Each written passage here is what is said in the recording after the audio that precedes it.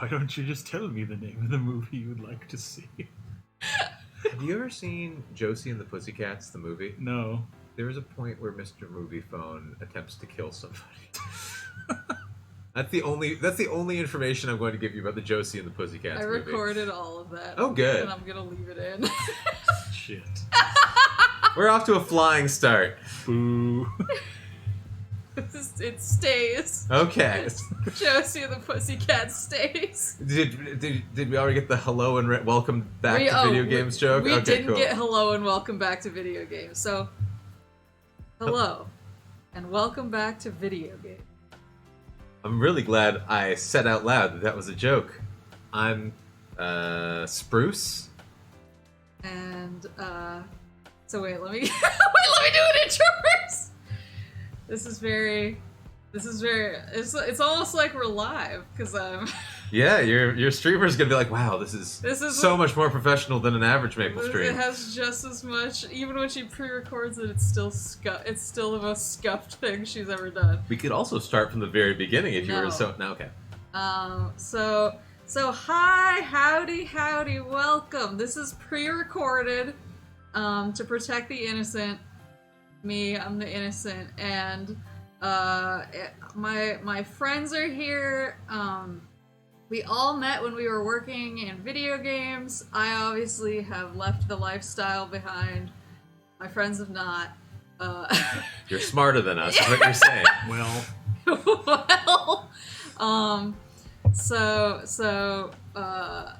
They're here, and we're gonna talk about video games. And a lot of people sent us really interesting questions. So we're gonna answer the questions, and we're just gonna chat. We're just gonna have a good time, and they're probably gonna tell embarrassing E3 stories about me. So I feel like those are the only stories I have. I mean, Oh boy.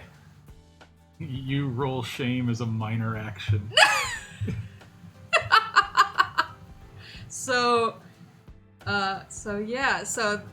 On my left here, on my left is my friend Spruce.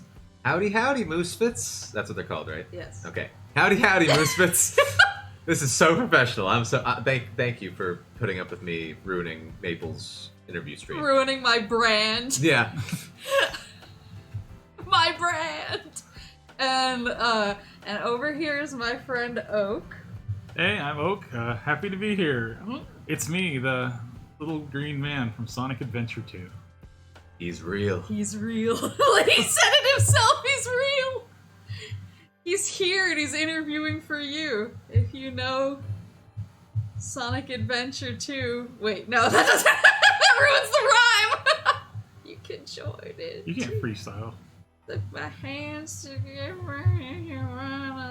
So we got some questions. I honestly am already like really antsy to answer some of them because some of them I'm like, oh my god, this has a really good answer. But I was gonna say, and yeah, I have no idea what the questions are, to be perfectly honest, but Well, I'm excited. I'm about to gotcha journalism you. Let's do it. The wheelbarrow is already rolling down the hill with the bolts off. So, we'll start with an easy one. Do many people play games outside of work? Or is it just when you're done with working all day on games and just go to play games that isn't appealing anymore? I think this question is different for everybody, really. Different. Yeah. Me, the games I work on and the games I play at home are sort of different enough that I very rarely feel like, oh man, I've totally burnt myself out doing video game stuff. Sometimes I do. Sometimes I'm just like, I need to read or do anything else. But most of the time, I'll be working on like a JRPG or something, and then I come home and I'm like, I'm gonna play an action game or something like that. So it's usually pretty split. And actually, sometimes if I'm having a good time working on something, I'm like, I'm gonna play the game that came out right before this one, just to really fall into this world. Really get them. Yeah, just to really get them. How about you, Oak? I don't think that there are any people who choose this lifestyle who wouldn't play video games at home still. The lifestyle. But, we may not... Sometimes we don't play the stuff we work on because we've just been at it for like 8 to 9 hours a day. But I mean, I still play plenty of games at home. What I don't do, but I wish I did, is write more, because you know, when you're banging out words for, you know, all day at work, this thought of coming home and sitting in your computer chair and like banging out some more words on your free time is a bit less appetizing. Yeah, I obviously play way more games now that I'm not in games. But when I was in games, I think I just wanted to do things that weren't. There was one exception. There was actually one series that I worked on that I would like come home and play at night, and I like platinumed the PlayStation, the PS4 version. Platinum all your games. I mean, like the Fort Knox of plats. I mean, but like usually I wouldn't do it for games I worked on because I was like, I'm so tired of seeing this. Yeah. There's only one, but like for the most part, I tended to play games that are kind of like at odds with what like I was working on or we had worked on, because I think I just played genres that were like not similar, or I would watch. I think I watched a lot more like movies and TV because I was like, I just need something. I need a palate cleanser. But yeah, it's definitely you don't come into this lifestyle if you're not gonna play games constantly. I just feel like most people can't like play the type of game that they work on.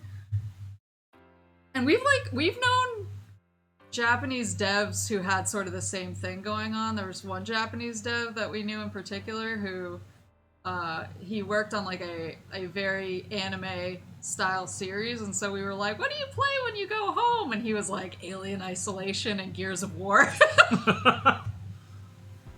And we were like, oh!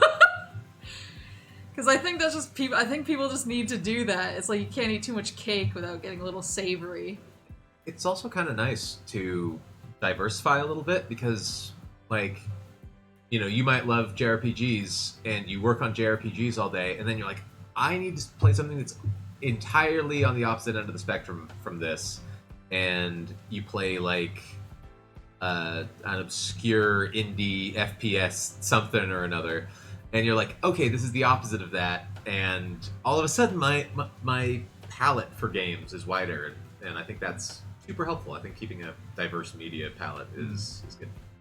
Yeah, I think for myself, sometimes I like to play games, you know, in a genre similar to what I do frequently work on, just to kind of get impressions of how other people are doing it out in that space. And that can be very enlightening sometimes. But, you know, if the game is not good, I'm not going to keep playing it. It's like, it still has to be fun if it's playing on my free time. Yeah, I'm pretty good about dropping stuff if I'm not enjoying it. I know there are other people who are not like that.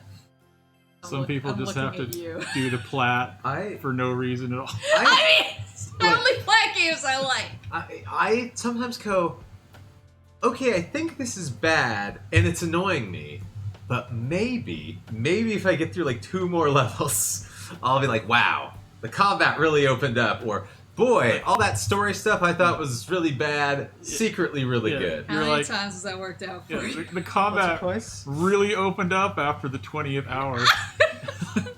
I don't have the patience anymore. Unlike my 6th replay of Bayonetta, a game that I say that I don't particularly like. But I'll get it eventually, damn it.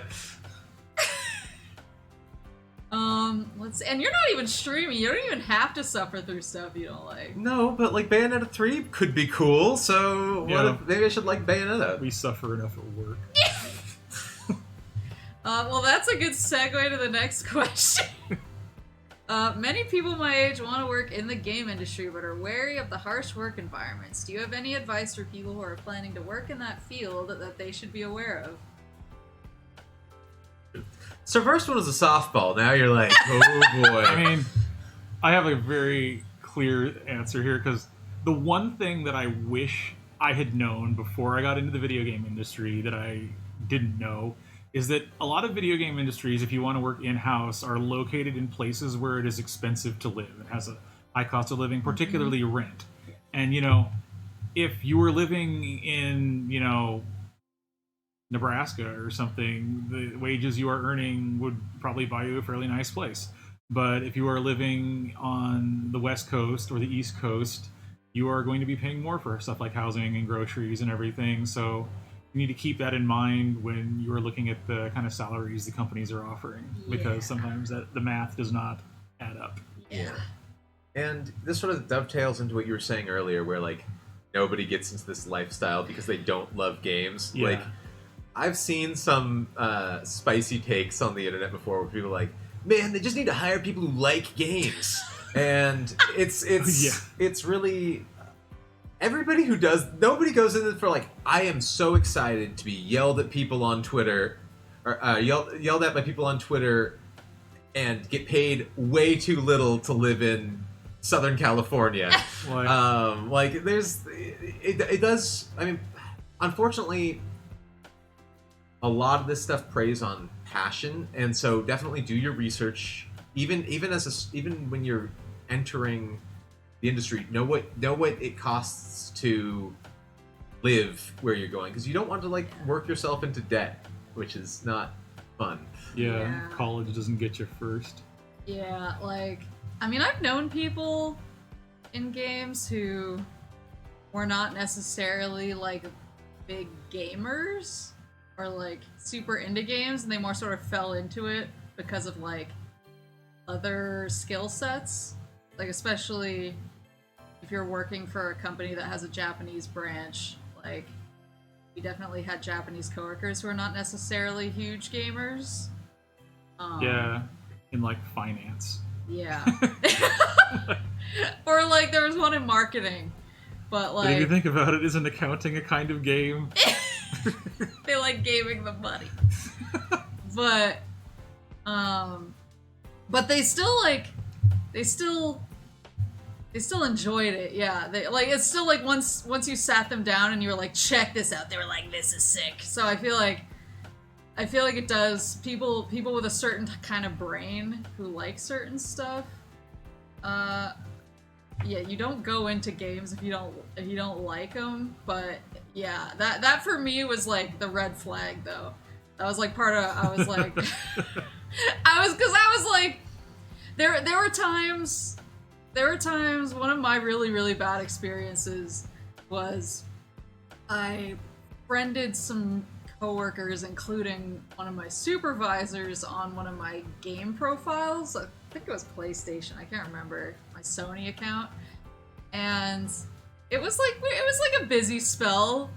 But you know, I worked long hours, so I still didn't go home till like 8 or 9 at night or something. But then I hopped online and I played like Final Fantasy 14 on my PS4 at home, and then I went Not in. your PC.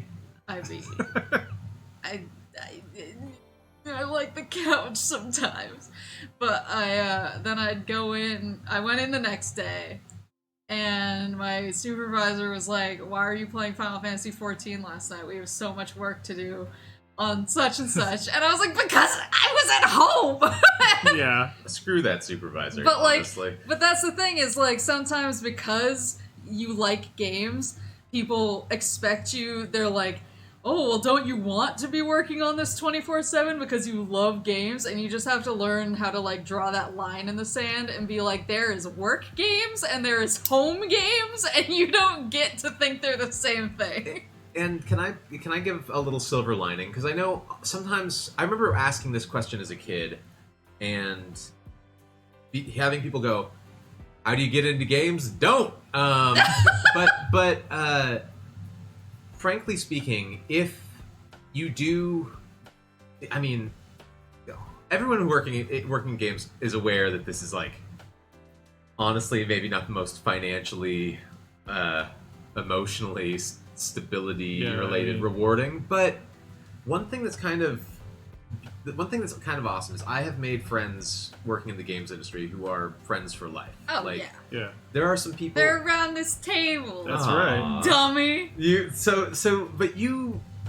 When you work in games, one nice thing is you get to work with people who are similarly passionate. And like you might not be, I mean, you might be working at a company where you're not working on games that are exactly what sing to you, but you'll find people. You'll find your people. You'll find people who do click with what excites you, and I think that's something that is a positive. Yeah. So if you're like, I love games, I want to work in games, I want to find my path one way or another, whether it's programming, whether it's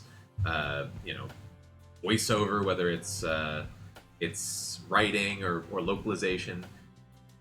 If you follow that path, you are going to, and keep an open heart, you are going to meet some really great people along the way. You're going to meet some people who are kind of a pain too, but at the end Don't talk about me. I'm right here. Well, I count the weird souls you meet along the way as part of the entertainment value of the positions. But also, you and I are men, so there's that sort of changing things a little bit too. I just want to make a quick aside that we've actually all shared one coworker who I'm not convinced is real, or like.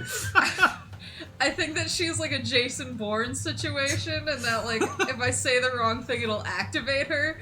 But she's the most mysterious person I've ever met in my entire life. Like, she's gone to like blacksmithing class, but also one time asked me if she had to do taxes. Didn't she study like marine biology and scuba diving or something like that to get in? She had her scuba diving credentials.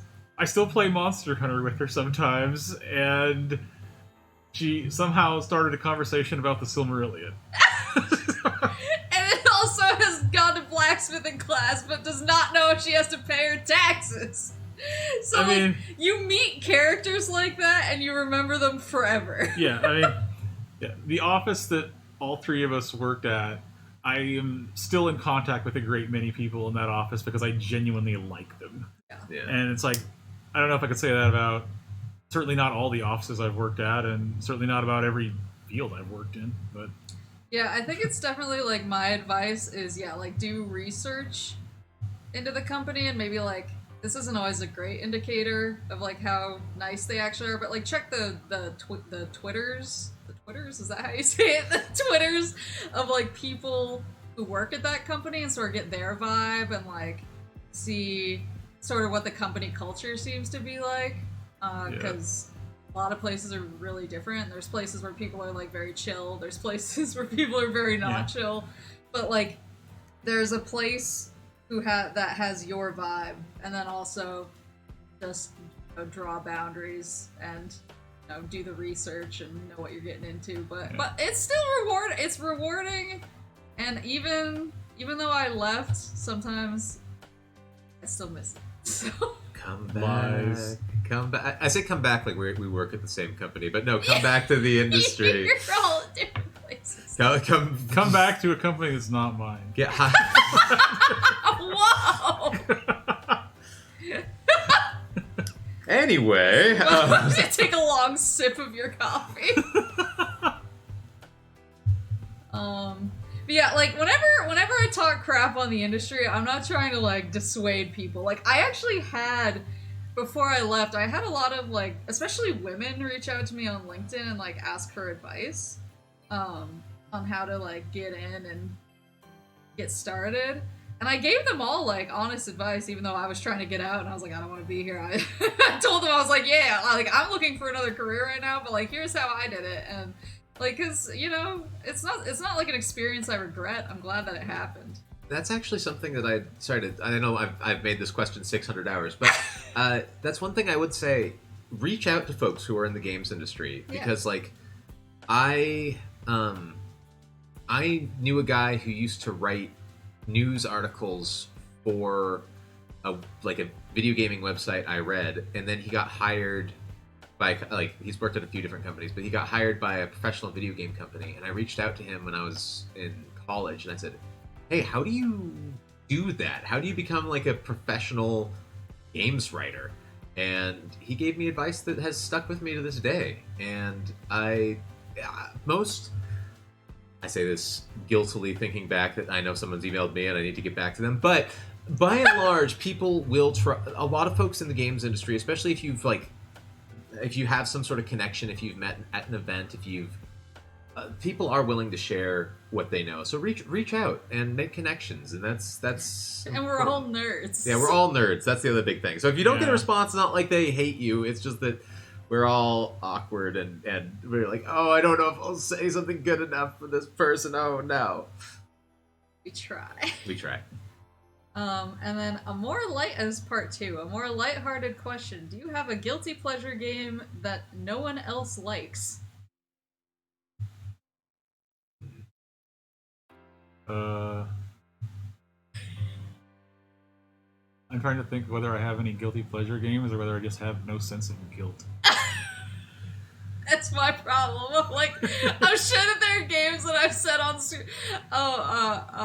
I really like the Attack on Titan licensed games from Tecmo Koei.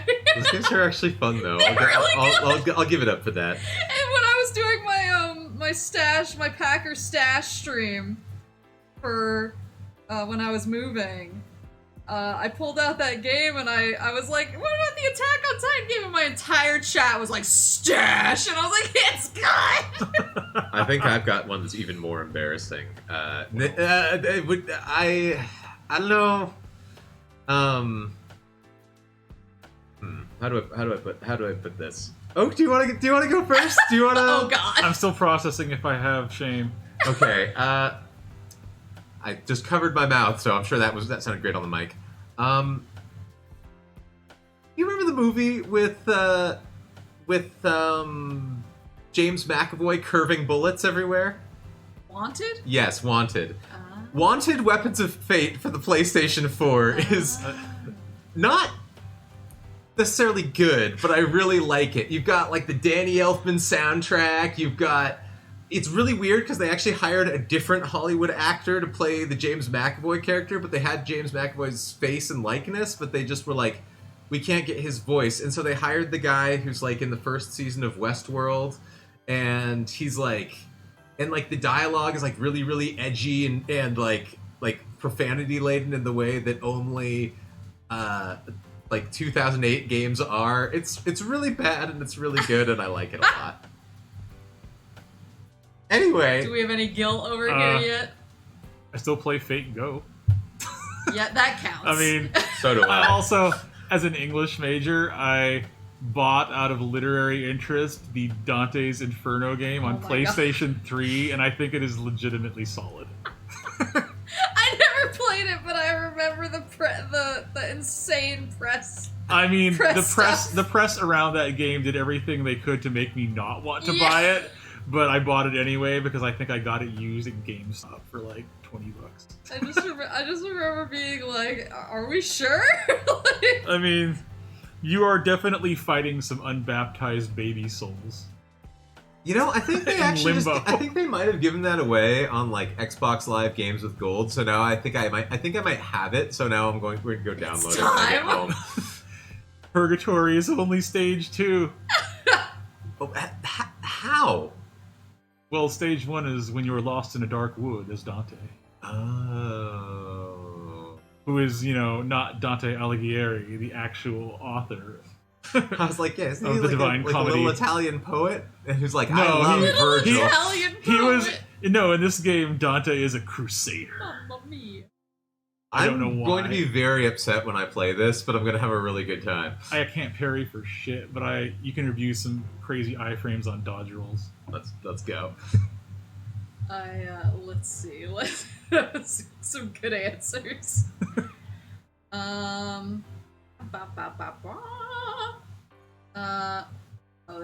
This one's a fun one. Oh, actually, excited about this one. What is your most cringe memory? Going to interviews, press events, or convention booths that you can share. I have a few, so I don't want to start or maybe I should start so that I don't give a bunch in a row. Why don't you start? Because I think I will have to think. I'm more poorly at calibrated least- to cringe, I think. Like, At least one of you was there for one of them. We had a press event that was basically this like really big event where we invited a lot of big game journalists to, and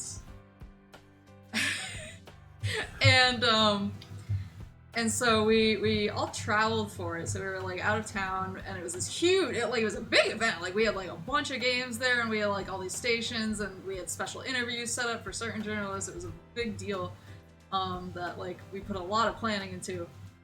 and I didn't really want to go. And because I never wanted to go to those sorts of things, but I always found up having to because they were like... You went to more events than either of us. That's the thing, is even though I was like probably one of the most like actually antisocial people, like for some reason they're like my boss is like, no, you're good at it, you have to go, and I was like, I'm not. But we went to that, and they were serving alcohol at the event. Because of course they did, because of video games industry. Yeah. And so everyone's drinking. And eventually, and one of my coworkers was there. She's very small and cute.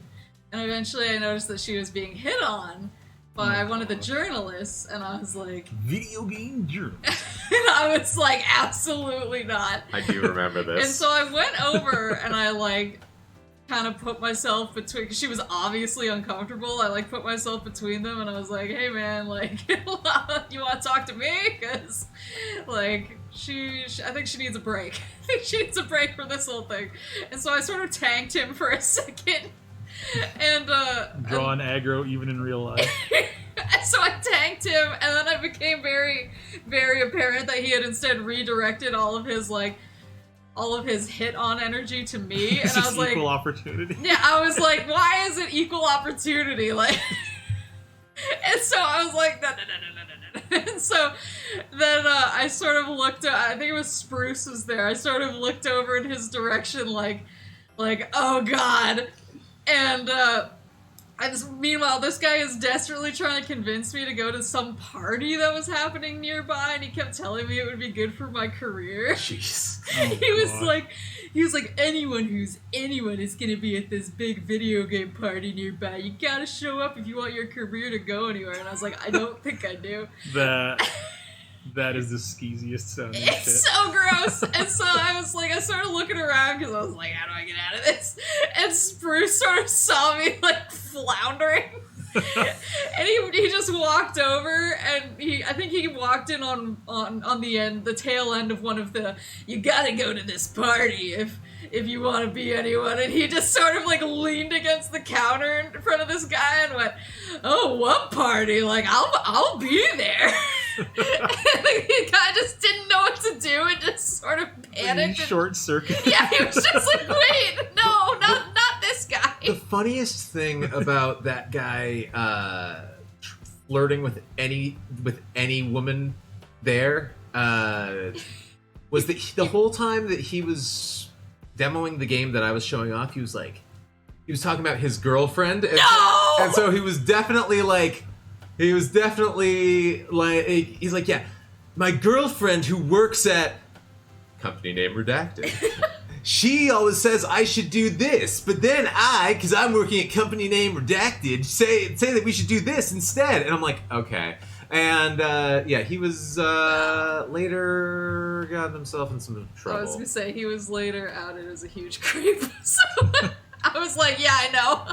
It was one of those. Oh, was he? Oh, yeah, I was like, oh, I'm so surprised. But yeah, I was one of those situations where it was like, there are definitely certain folks who you go, okay, I don't like this person's vibe, and you just sort of, if you just sort of intercept when you can. I just like that it was like an insane enmity juggle on our part. I was like, I gotta get him away from our very cute and timid coworker, and then I was like, I made a huge mistake. And then I was like, so. And then you were like, what's cooking, hot stuff? Tank swap for phase 2.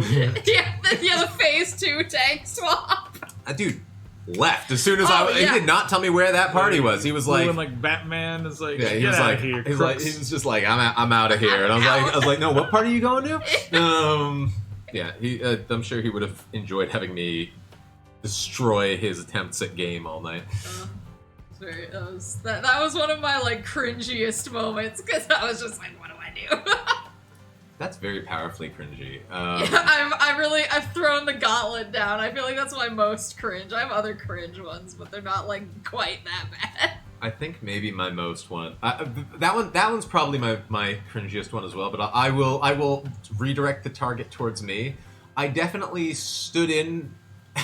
I definitely stood in to run a booth for the devs for like an hour and a half, and somebody like from a non-small YouTube channel started an interview with me about this game that I didn't work on, and I was like, No! I did not work on this. I cannot tell you anything. I'm like, yeah, but we kind of have to get some footage and an interview, and I'm like, so this game is really a game, A game I think is pretty much, you look at it, it's pretty much ready to go, I think it's probably, this demo at least looks pretty done. I think the game's probably pretty done, and I think I probably screwed over those poor devs. My first impression is I like the way it seems. Yeah, it's almost like, yeah, this is a game from the classic game series, this game, and I was just like, and so I was like, again, I don't mind minding a booth. I don't mind guiding someone through a demo.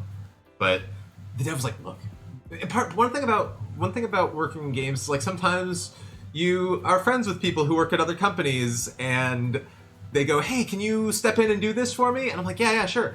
But this lengthy interview, and the whole time I was like, I think I never watched the interview because I don't want to see myself and I don't want to see the panic in my eyes. But I was just, but some of my friends saw it, and they were less than kind about it. They were just like laughing at me the entire time, and I'm like, look, I warned these interviewers. I didn't know what I was talking about, and they still interviewed me. I think they were like, this guy doesn't know what not to say. We're gonna get a soundbite. And meanwhile, I'm like, I don't know what to say.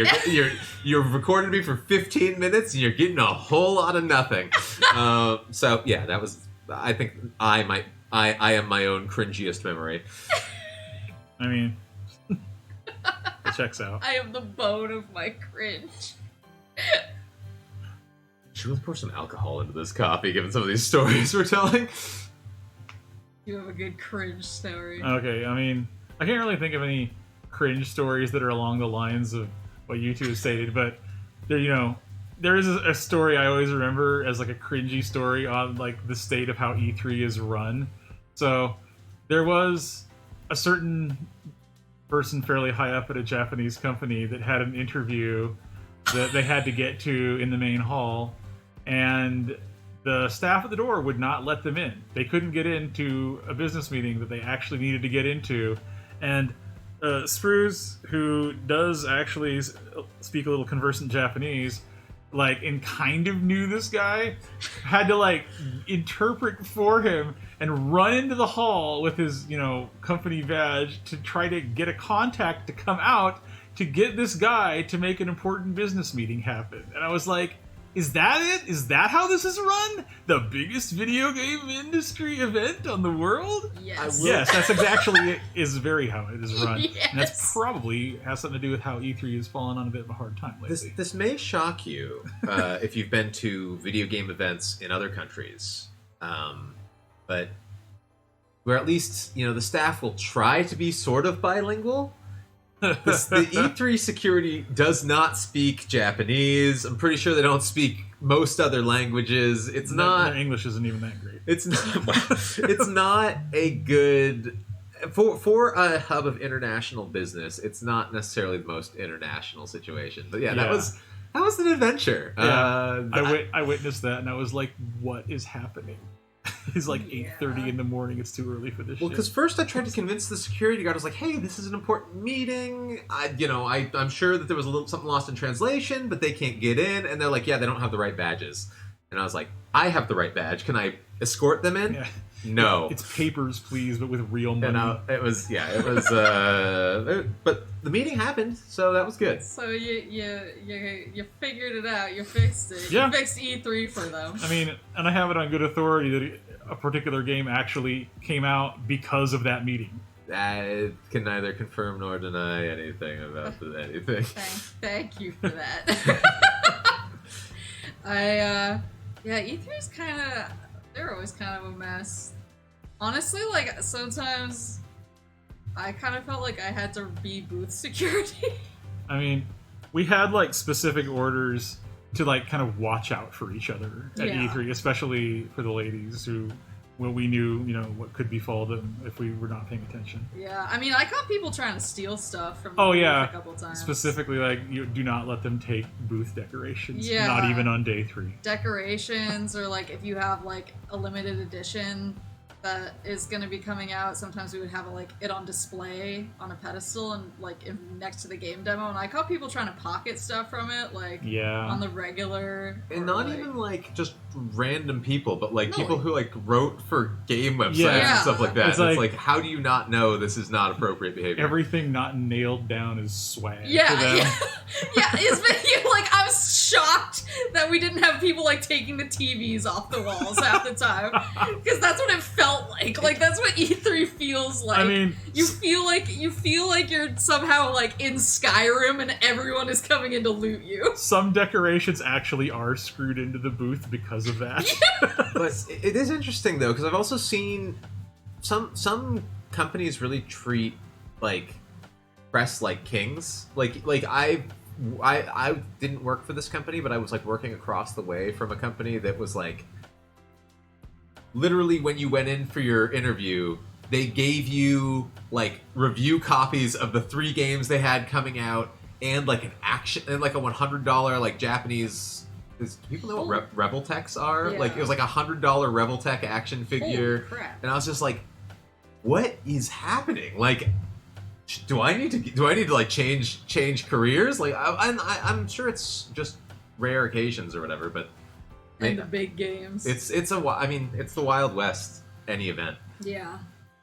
There was one time where it was a British YouTube channel. I can't remember their name, but they were trying to secretly take pictures of any girls who were working at our booth. Oh gosh. And I got really mad, and I chased them. Yeah. And one of the security guards basically came over and told me to stop being so aggressive. And I was tell them to stop taking pictures of the girls at my booth! Yeah. You would bare knuckle brawl someone at E3. Yeah, I was I'm not in the mood for this right now. I'm on 0 sleep. You mess with the moose, you get the antlers. It's I don't need these random guys being hey, what is it then? And then taking pictures of my ladies. there was those guys. There's a time I got run into by the food cart, but that was kind of extenuating circumstances. Yeah. I was walking through the hall at E3 back to my booth, and a guy under the food cart crashed into me and then yelled at me for being in his way. I was eating lunch over at the rest area and saw it happen. I was like, why? Why? I can't think of anything else too specific. The Miyamotos, you've heard my Miyamoto story, right?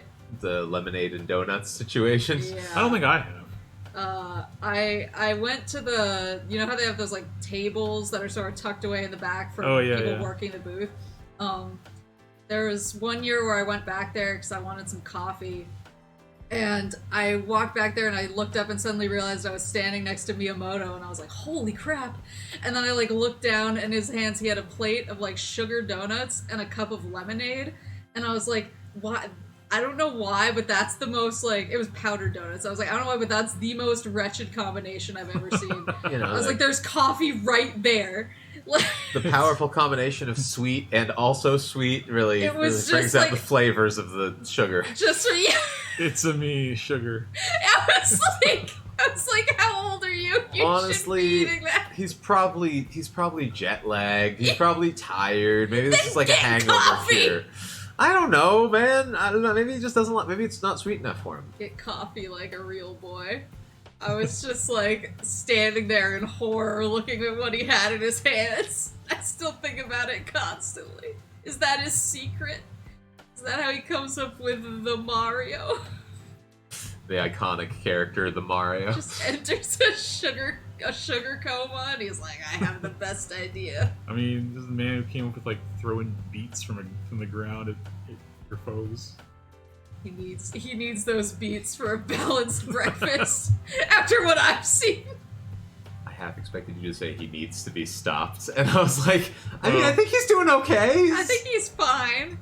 This is what was the Nintendo tweet? This is Miyamoto. That was bizarre. This is Miyamoto. The Mario movie is doing well. The trailer's coming out for that like next week or something. We have a question about that actually. Oh, Why? do tell. Why? We've blasted through 2 questions and it's only taken us I don't know how long. It's more than that. It's been like 1, 2, 3, 4. Okay, we're doing good. I just here all day. It. Where is it? The fact that the Mario movie, not the 1986 one, that's a gem, That is a gem. is being made is proof that something has gone terribly wrong in the industry, and I'm holding you 3 responsible. What would you 3 do to make it a success? I would simply put The Rock in it. And I would ask John Leguizamo to come back as old Waluigi. Okay, I'm actually into that. Maple, you have a future career as the head of WB or whatever the hell's going on with them now. putting The Rock in everything. Yeah, I mean I don't even know if that's WB, but it just feels like 90% of movies right now. I don't know.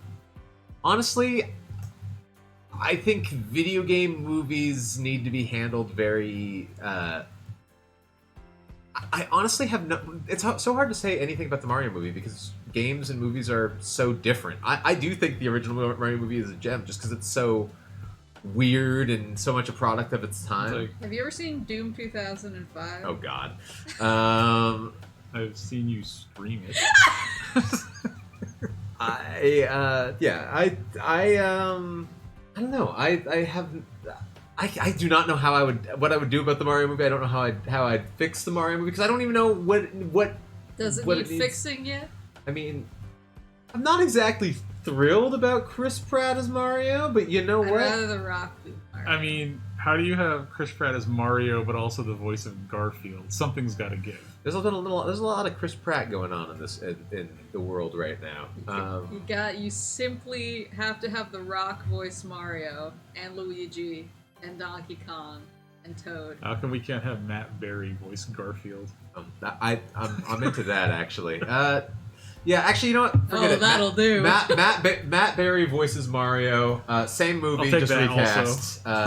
Just have him being like. Doesn't Matt "It's Berry kind of me, have the build Mario." of a Mario? Yeah, he has It's me, Mario. Okay, Mario. tell you what, we've actually cracked it. Oh, So it's the CG movie, but we recast Mario, not just his voice, but the actual CG model with Matt Berry. We film Matt Berry on a green screen. Matt Berry, I probably can do an Italian accent better than I can do a Matt Berry accent. And he is just a live action man moving around and jumping around and doing all of these, and we have a budget of $5, so it's really just a green screen in a garage. Mario-esque gyrations. Yes, Mario-esque I was gyrations. gonna say that's just the regular Mario movie. That's the film. He's just a regular Mario. We fixed it. We I'm here fixed to it. repair your plumbing. Matt Matt Berry, just spit out Super his coffee. Mario. Oh, that'll do. You recovered yet? Next question. Was there ever a time that you got put on a project that you immediately knew was going to fall apart or bomb disastrously? Yes. Like the look on your face. I mean, if there's a middle distance, I'm looking into it. Oh my god. Like, Yes. one of the great truths of the game industry is that, generally speaking, you do not get to pick the game you work on. You are assigned to it. Yeah. And, for weal or woe, you are going to be working on that. Better make it good. Yeah. You get assigned to stuff, and sometimes you get put on it, and you're like, oh my god, I'm so excited. This looks really cool. And other times you're like, yay. Yeah. Sometimes it's about proudly unfurling the sails, and sometimes you're just in the hold, bilging the hold out. You're trying not to throw up too much. And I will say this, no matter what project you're assigned to, you always try to do work that you can take pride in. Oh, yeah. Yeah. You sometimes see the oncoming train crash, and you're just like, well, I am not the conductor of this train, so Yeah. I will just try to keep my cart as nice and tidy as I can. And that's the thing, is a lot of people, like, I've heard that a million times, you're too good for this game, or you're giving this game more than it's worth. And so that's a phrase you hear a lot, but at the same time, it's like, if you didn't have people who weren't giving it more than it was worth, it would be kind of unplayable. So. Because I think, you know, you always, even when you see the problems, you're always kind of like, okay, maybe they'll pull it out just before the end. Maybe I can elevate it with my work. Maybe somehow, and also, you know, sometimes you are so down in the trenches on something that you don't, like, you weirdly grow slightly, what's the word? Straight, Apathetic? Not apathetic. Jaded. It's not even jaded. It's, you almost sort of grow like, this stupid game, I hate it. Like you might still be putting in good You're work. reading my diary. but you might be, by the end of a project, you might just be so tired and burnt out or whatever. You're just like, this is garbage. No one's gonna want to play it. Yeah. And then of course, you yourself play it 2 months later when it launches, and you go, wow, who wrote that? Or who did the dub for that? Or, oh, that was me. I did that. Oh, that's really good. You know, you kind of become resentful of a project you're on if it's like dragged on for too long. But you always just try to make it good, and sometimes it does end up good, and sometimes it does not. There are times when a game project goes south, and it has nothing to do with anything you have any control over at all. And it's like, the best you can do is continue doing the best work you are capable of, given the time and the circumstances. And like, if the game crashes and burns, let it not be said that it was because of my work. Yeah. It was because of someone else's. You gotta gambarimasu. There is something weirdly satisfying. I mean, even if the game is bad, because you don't want every game to be good, but sometimes there's something weirdly satisfying about seeing a review that says, well, a lot of this is a trash fire, but I really liked X. And you're like, hey. That was me. That was I did part of X. So yeah, it's there. You know, you just try your best. I mean, all three of us had one game that we didn't actually wind up on the project because it got yoinked from us. But it was basically we were given a demo. And the demo was pretty much like, what do you think? Like, do we want to work on this? Do we want to like publish this? And it was hold on. Oh yeah. I had to do hand signals. Yeah. But it's but I was a big champion of this. yeah, and so You talk about guilty pleasures. Like, yeah, so we soft spot for rubbish. So we got this demo, and we all, like, a bunch of us gathered around the demo to sort of see how, and like, not like 5 minutes into the demo, I feel like everyone's hands were over their mouths. We were just like, are you kidding me with this? Like, they spent money to make this? It had a long development cycle too. It was a project. And I just remember we were all like, this game is garbage and it's a nightmare, and we want to work on it so badly. Sometimes something is so gonzo that you're like, what's the worst that could happen? I mean, the entertainment value we will get out of this experience will be like massive. I actually had I only ever really did tiny little. I unlike Maple, I haven't done a huge amount of like. Maple's done a lot more stuff than I have, but sometimes I do a little teensy tiny bit of marketing. But part of my marketing plan for this, part of the reason I was like pitching our boss on you should spend money on this, involved me literally painting Oak's body so he would be in cosplay. I mean, at least his head, maybe not his body. That seems a little. That sounds a little more intense. That sounds really intense. But I think my memory has mercifully let this go. It was sort of, well, makeup probably would have worked too, but like I was just like, we can use Oak. We can use Oak to market this game, and It's a bit distressing. our boss is like, okay, fine. Let me see if we can do it. Why would he sign off on that? I make a very compelling argument. I think so many of us wanted to work on it because it seemed like such a dumpster fire, and we were all like, we can make this good. It was really a matter of, like, we can sell this in, like, a kind of fun, schlocky B-movie way. Yeah. And I don't know if it would have done well if we were able to do that, but I think it would have done better. But there were just contracts. It was and all basically sorts of a craziness. contract stuff made it fall through, and we were all sad. Yeah. But like, I just whenever anyone's like, "You ever have a project that you just know is gonna be a mess?" Like that's the first thing I think of. Yeah, I've worked at a lot of free-to-play MMOs, so the answer to that question is like always yes. Always. They're like, and then on the other hand, you like sometimes you work on stuff where you're like, everyone's gonna love this. This is amazing. And then it comes out and, like, nobody cares. And you're like, you're all fools! You have no taste! I don't think I'm in the credits, so no one would ever be able to find me, but I once was working on a game, and its script was scoped out to be basically, like, a mini BioWare type of thing. Like, you had characters you'd interact with, and there were certain mechanics about, like, how close you became with them, and, like, and certain things about, like, your character. Stop me if you've heard this one before. Your character was a very angry guy, and so there were certain mechanics based on, like, how angry they were, how you'd played them, and like certain things would get locked off to you. And I was like, wow, this is a really cool use of this IP, and this is a really interesting way to, like, I'm actually kind of interested in this. Like, it seems like it's gonna be really cool, and I put a lot of love into the script, to be perfectly honest. And then I'd done my work, went back into the wilds of not working on that project, and about a year later, I get a call, and I hear, "Hey, can you come back to, like, take another look at this script? Because we things have scope changed a little bit."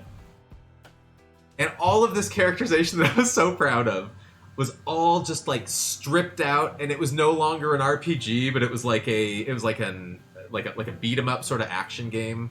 Yikes. And so, like, you know, sometimes projects start out like, wow, I think I can totally see this is going to be an amazing game, and then by the end you're just like, I need to pull out what I need to save whatever I can. I need to find a way to make it work. Like yeah, nobody sets out to make a bad game. Yeah. Yeah. I mean, I had certain games where I kind of knew they were going to be a mess, but I still did my best, and because that's all you can do. And even if it comes out and it's a mess, you're like, I did my part. This isn't because of me. Forces beyond my control, and that's all you can do. But I feel like you always have sort of a sense when you go into a project, especially because, like, sometimes you go into a project and you're like, wow, like everyone's being so open and communicative, and we're getting so much information, and this is great. And then sometimes you go into a project and you ask, like, one question, and everyone is like, yeah, we can't share that yet, or, like, we don't know that yet. And I feel like even at that stage, you're like, uh-oh. Uh-oh. Let's see.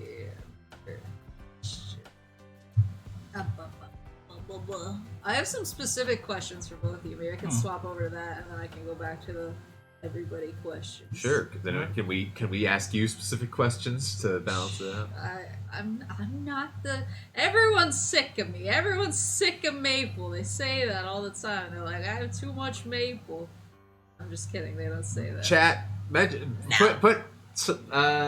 Put thumbs ups in the chat. I don't think you could put thumbs up in the chat if you're sick of Maple. Do you know how to use the internet? Used it once or twice. So for Spruce, what was it like localizing Yokai Watch to an English audience? Were there any guidelines you and your team had to follow? Let's see. How much can I say about this one? This was actually a really cool. Yokai Watch was actually a really cool project. I love Yokai Watch. Oh, I'm so happy. That's awesome. Yokai Watch is a really cool project, and totally different from anything else I'd ever done, because the way Level 5 works, Level 5 is the company that developed Yokai Watch, it's very much driven by the head of the company, this guy named Akihiro Hino. And Hino is very much a believer in the idea of mixed media or projects. So Yokai Watch, instead of just being like localizing a game, was also, you know, we were working on localizing a game, but we were also like, okay, well, we need to establish these characters in this game because there's also the anime to think about, and there's also licensing to think about. It's the only project I think I've ever worked on where we sent, maybe not the only project, but I think it's one of the only projects that we've ever worked on where we basically had to run the glossary, like the character names and everything, through like copyright checks, because any character could be something that you put on a toy, and you want to have the name on there, like the name that you have on there, you want to make sure it can be trademarked. So That's a good point. So it was an interesting process because I'd never really done that before, and because Hino is such a is sort of so involved with the creative vision.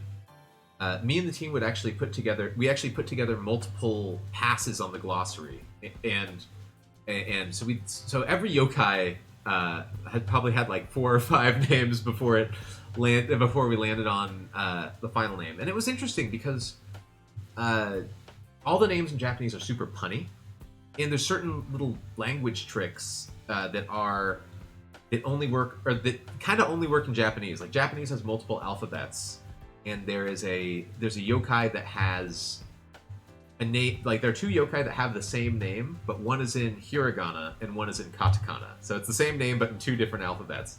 It's like, how do we adapt that in English? And we ended up, I believe we ended up making it so the names looked really similar but were 1 letter different. So we basically had to serve a lot of masters all at once. Mm-hmm. We were like, we want to make sure the names carry over as much of the pun of the Japanese as possible. They can be goofy and fun and sort of hopefully make kids laugh. We actually had a few names thrown out because they were, and I quote, too smart. And lowest common denominator. Hey, well, I mean, yeah.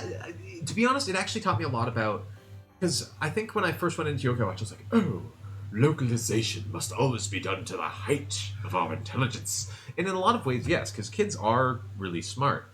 But once in a while, kids like things to be goofy, and you can, and it's okay. It's okay to get a little goofy in a way that you might not with a, you know, like if you're working on on like a serious RPG or something like that. And so it was a lot of fun to do to try to capture the comedy of the names in English, because Japan loves its puns, but also make sure that Hino-san, who does speak a little bit of English, that he was also happy with the names. So it was sort of a balance of, okay, Hino's happy, we have the puns, and then and then it's a matter of like, okay, well, what's our characterization? How do we make sure that all of these yokai have distinct personalities that can shine through in the anime as well? Unfortunately, the Japanese does a lot of heavy lifting on like what the character personalities are, but so much like yokai is such a collaborative process. Like even just seeing how the voice actors would look at a character, and they would just take them in a direction that, like, you know, we wouldn't, like me and the team might not have seen in our own writing. Like Wakappa is a kappa yokai, and he was basically voiced like a surfer dude because he was kind of like a Teenage Mutant Ninja Turtle, and I was like, I totally didn't think of that in my work, but the voice actors ended up adding that to the character, and that sort of informed the process and made everything richer. It was a really interesting process because so many people were involved, which also made it a very slow process. But it was a lot of fun to focus on a game that was basically just out to make kids and hopefully their parents, who also would watch the show, happy. It's I've never really worked on anything else quite like it. Sorry, that's a really long No, long that answer. was a good answer.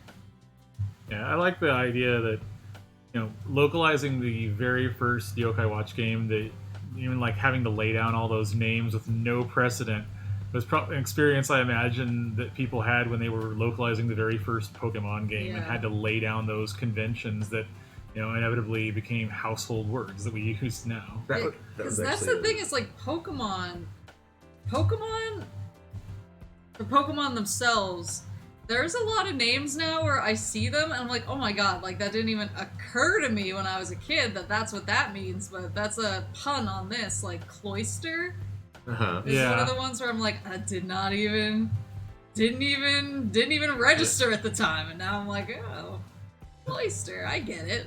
Executor.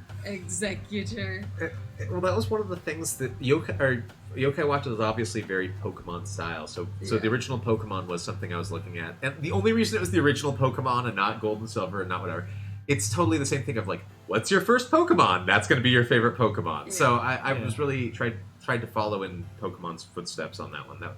And hopefully, I wish Yokai Watch were bigger right now, but it makes me really happy to see that it did make a lot of people smile, and that's really all I can ask for at the end of the day. I'm really happy that there's people still who really love Yokai Watch, like me. Yeah. There's a lot of the names that make me laugh. Like, hope I get it right. Like Slice and Rice. Slice and Rice. I don't even think that's one of mine, but that one's really good. I think he's a Yokai Watch 2 yokai. Yeah. All of my favorites are really dumb. Like there's an eel yokai that makes you laugh, and his name, I'm trying to remember what. I think in Japanese his name is Waraitsubo, which is like, I think that's a pun on like uncontrollable laughter.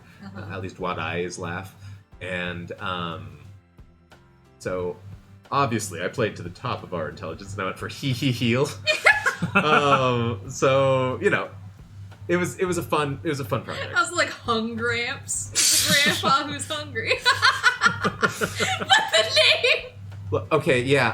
Somebody is so I was like, this is great. No one could ever see that inappropriately. And then somebody pointed out, it's like, so is it a grandfather with a big penis? And I was like, oh no! Do you have to edit that out? I don't know how family friendly we have to be. It's Hungramps.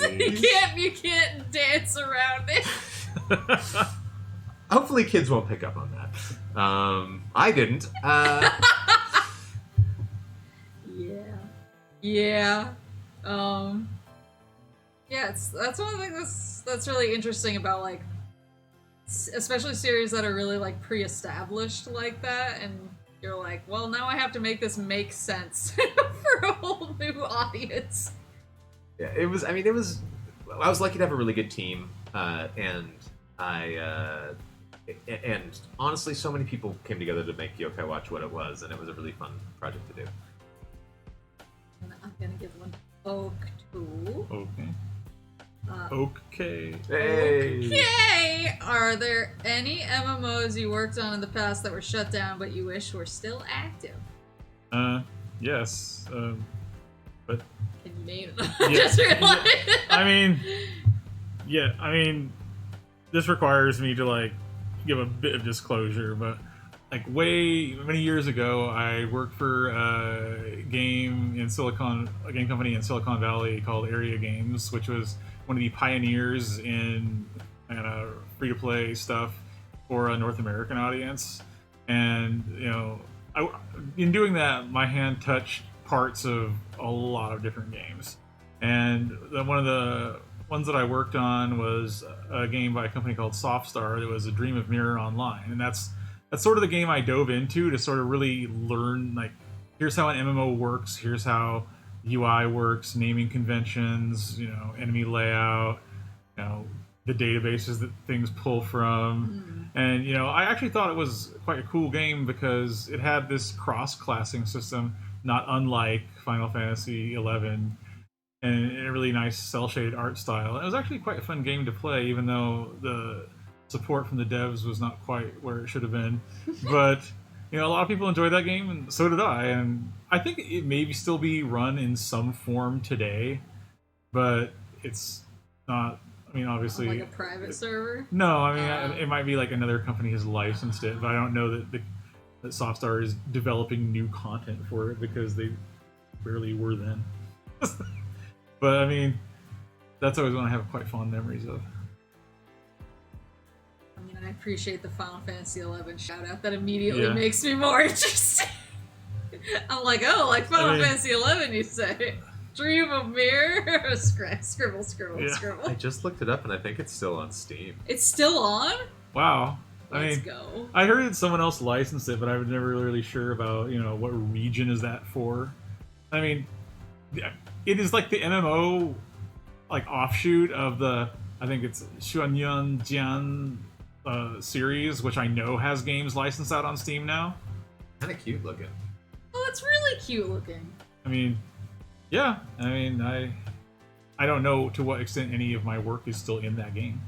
But look at that. Your dreams have come true. One visit on, Yeah. on Maple's stream, and there you go.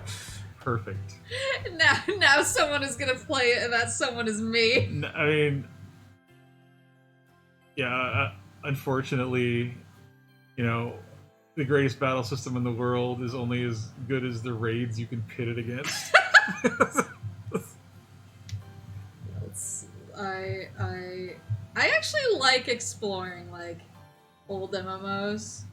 Like I feel like I don't know, even though sometimes you like wander in and it's kind of dead and you're like everyone's gone.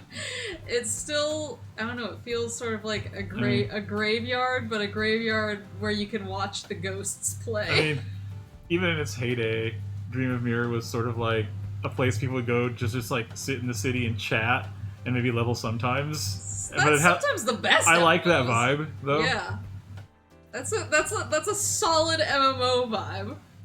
That was like a very, mid 2000s MMO vibe. Yeah, let's see. Okay. Did you ever play Guild Wars? Guild Wars 1? I never actually got to Guild Wars 1, although I had many run-ins with the cool box art, which was like, always had some cool character on it. But I did play Guild Wars 2 for many years, and in fact it's still installed on my computer because it doesn't require a subscription. Nice. Yeah, Guild Wars 1, I feel like, had that chat room vibe sometimes. Yeah. Where people would just want to, like, hang out and vibe in the city. But I think that's what made it so popular, is, like, it's a world Yeah. people wanted to hang out in. It's a game that, you could play with teams, and it definitely encourages it. And in Guild Wars 1, there's like a team system of NPCs that you can recruit, so you could play it with people or just with NPC teams and go through all the content. And they made it really accessible. It's like I've got a lot of respect for the work ArenaNet does. I've heard those games have really good combat, but like I never really got. I mean, to this day, I think Guild Wars 2 still has my favorite MMO combat, if you're looking at it purely from a battle system standpoint. Yeah, I never played enough of 2 because my account got hacked. Yeah, you've mentioned that before. Like for a year, and you got it back like 3 years later or I got it something. back years later, and then I deleted the hacker's character out of spite. Even though I probably could have kept it because he had a lot of good stuff. Yeah, you should have just like done a name change and reset your password and going like, thanks, I sucker. was just grumpy. Yeah, no, that's really interesting. Now I'm gonna get Dream of Mirror after this stream. Yeah, I hope I haven't like elevated your expectations too high. I mean, these were the heady days, the wild, wild west of the free-to-play MMO boom. Those are Before- my favorite days. Before everything was like the free-to-play mobile game boom. Those are the free to play MMO. I prefer the free to play MMO days to the free to play gacha game days. I mean, they'll both take your money, but mobile games, like the pit has no bottom. There's no. You just keep falling. You're like, how can the hole be this deep? Oh yeah. I want to ask Maple like a question on something she's worked on, but like I can't ask any questions because I worry anything would be doxy. So okay, let's carry it. Shall we carry on? I don't know. Sure. I mean, if you come up with a way to ask it that's not too doxy. Yeah, I don't care. I'll brainstorm something. Okay. Let's see. Got a few. I have a few that are all kind of like the same question, but asked slightly differently. So let me see how I can smoosh them together. All right. So for like licensed games like Gundam or or any other game that has like an existing IP before the game that you worked on. Like, do you do homework before you jump into those games, or were you familiar with Gundam Spruce in particular? Because I know that's one of your licensed games. Do you do the homework like extensively, or do you try to sort of like get into it without doing a whole lot of homework first? You kind of have to, or the people who know can tell in like 2 seconds. Yeah. That's what I was gonna say. There is that. It's like, it's vital to do your homework, and a lot of the times the company paying you to do this job is like, we do not want to pay you to do your homework, and we will not. Yeah. We will not make it easier for you to do your homework. We will not even give you a code for the sequel to the game or the prequel to the game you're working on, so you can do your homework. They don't count research as a part of the actual time of work, and it's like, that is an egregious failure on their part. Yeah, but honestly, that's the thing with Gundam. I was lucky because when I worked on Gundam, I was obviously. I mean, is anyone who sort of even watches anime a little bit not at least doesn't? I feel like everyone's got at least one Gundam series or 2 under their belt. So like so many people, I knew Gundam Wing. I loved Endless Waltz. And I loved the greatest Gundam series of all time, G Gundam. Of course, that's your favorite. I also enjoyed 8th MS Team, which is gritty and has which has that amazing scene with Norris Packard's goof, and which is harrowing. I'm like, this is Gundam, but it's a war movie. So you're which saying Gundam is always kind of you're war part movie. of the goof troop? I am absolutely part of the goof troop. Give me Rambo Rawl and Norris Packard any day. Rawl's mustache really is manly. Okay, so this is me saying I knew a little bit about Gundam, but honestly, I was really, really lucky because for most of my Gundam projects, my Gundam knowledge was like a tiny drop in the endless ocean that somehow all of my translators' Gundam knowledge was. Like, they knew lines of dialogue that were famous, but they knew the Japanese lines that were famous. They knew the way they were subtitled, and they knew the way they were dubbed. Like, this is how smart these translators were. And honestly, I was like, I know I can just lean on my I know I could probably lean on the translators on this, because I was doing, to clarify, for this project I was localization, or for this project, there are multiple Gundam games. For most of my Gundam games, I wasn't a translator. I was an editor. Mm-hmm. So basically, for those who don't know, the way that a lot of localization projects work is you sort of have multiple passes. You have somebody do a basic translation from Japanese into English, and sometimes these are really, really high quality translations. But sometimes they're still a little bit stilted.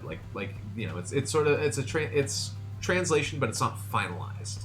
And so for a project like this, that means that you hire your folks like me to go over the text and sort of make the dialogue a little snappier, sort of remove there are certain structural things in Japanese that are really common, or there are certain Japanese cliches that don't quite work in English super well. So it's really a matter of doing little tweaks and adjustments to try to make it sound more natural to your audience's ear. Yeah, I think a really good, not to cut in, but I think a really good example of that, just to give people the because what I hear a lot of the time sometimes is I myself am not a localizer, but I know good localization when I see it. And one thing that really has always stuck with me for what makes a good localization is there's a lot of repetition in Japanese, and that's just sort of the way that Japanese is spoken and structured, and it doesn't sound weird or repetitive in Japanese the way that repetition can sound weird and repetitive in English.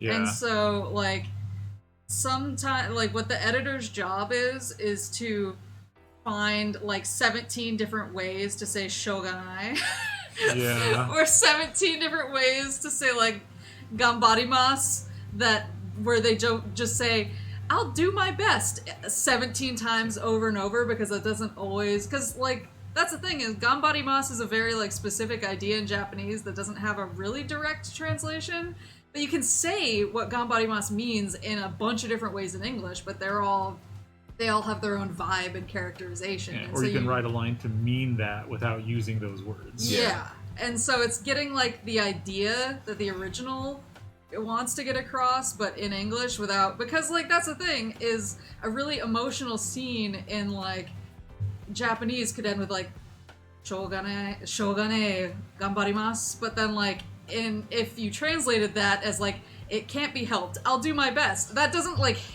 that's not gonna hit as emotionally hard as it might have, because it sounds natural in Japanese and it sounds like you're reading anime subtitles in English. Yeah, and so that's sort of the yeah, and I think with Gundam, like, part of people are like, well, if it's already translated, isn't that Gundam enough? But a part of it is also just going, hey, I want to make sure that this sounds to English speakers the way that Hiro Yui or Duo Maxwell, I'm throwing out all my favorite characters, Duo's the best.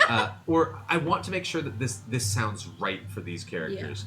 Yeah. It's also interesting with a big franchise like Gundam, where Namco Bandai, because of licensing, has very specific ways they want all of these Gundams to be referred to, even if they're mistranslations, even if they're a little funny to our ear, even if like there's. That was actually another question. Was when it comes to bringing over Gundam, is Namco more strict in their guidelines compared to Tales? Yes. Yes.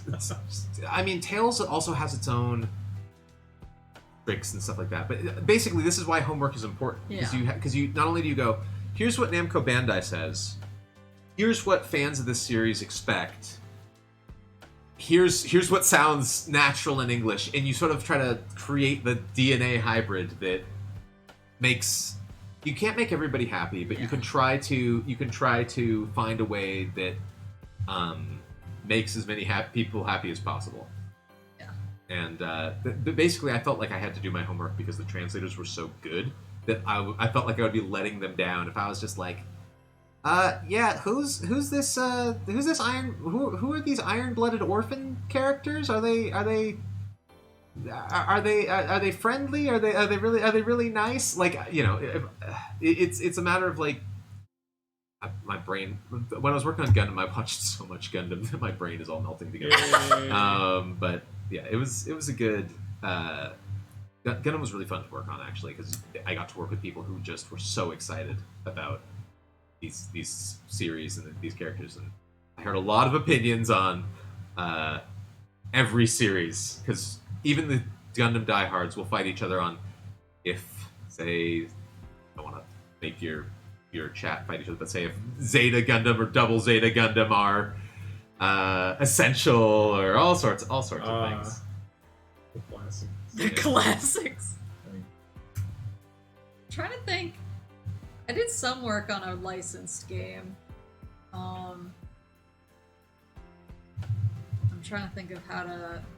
It was a series that I liked, and I had like engaged with a lot before that, so I didn't have to do quite as much research, but then I realized, no, I did have to do a bunch of research, because that's a really good point about like the fan expectations, is like you can, if you know a ton of stuff about a series because like you like it and you have spent a lot of time with it, that's different than knowing what the like community at large expects from it, because I was sort of like, yeah, like I love this series and I've spent a lot of time with it.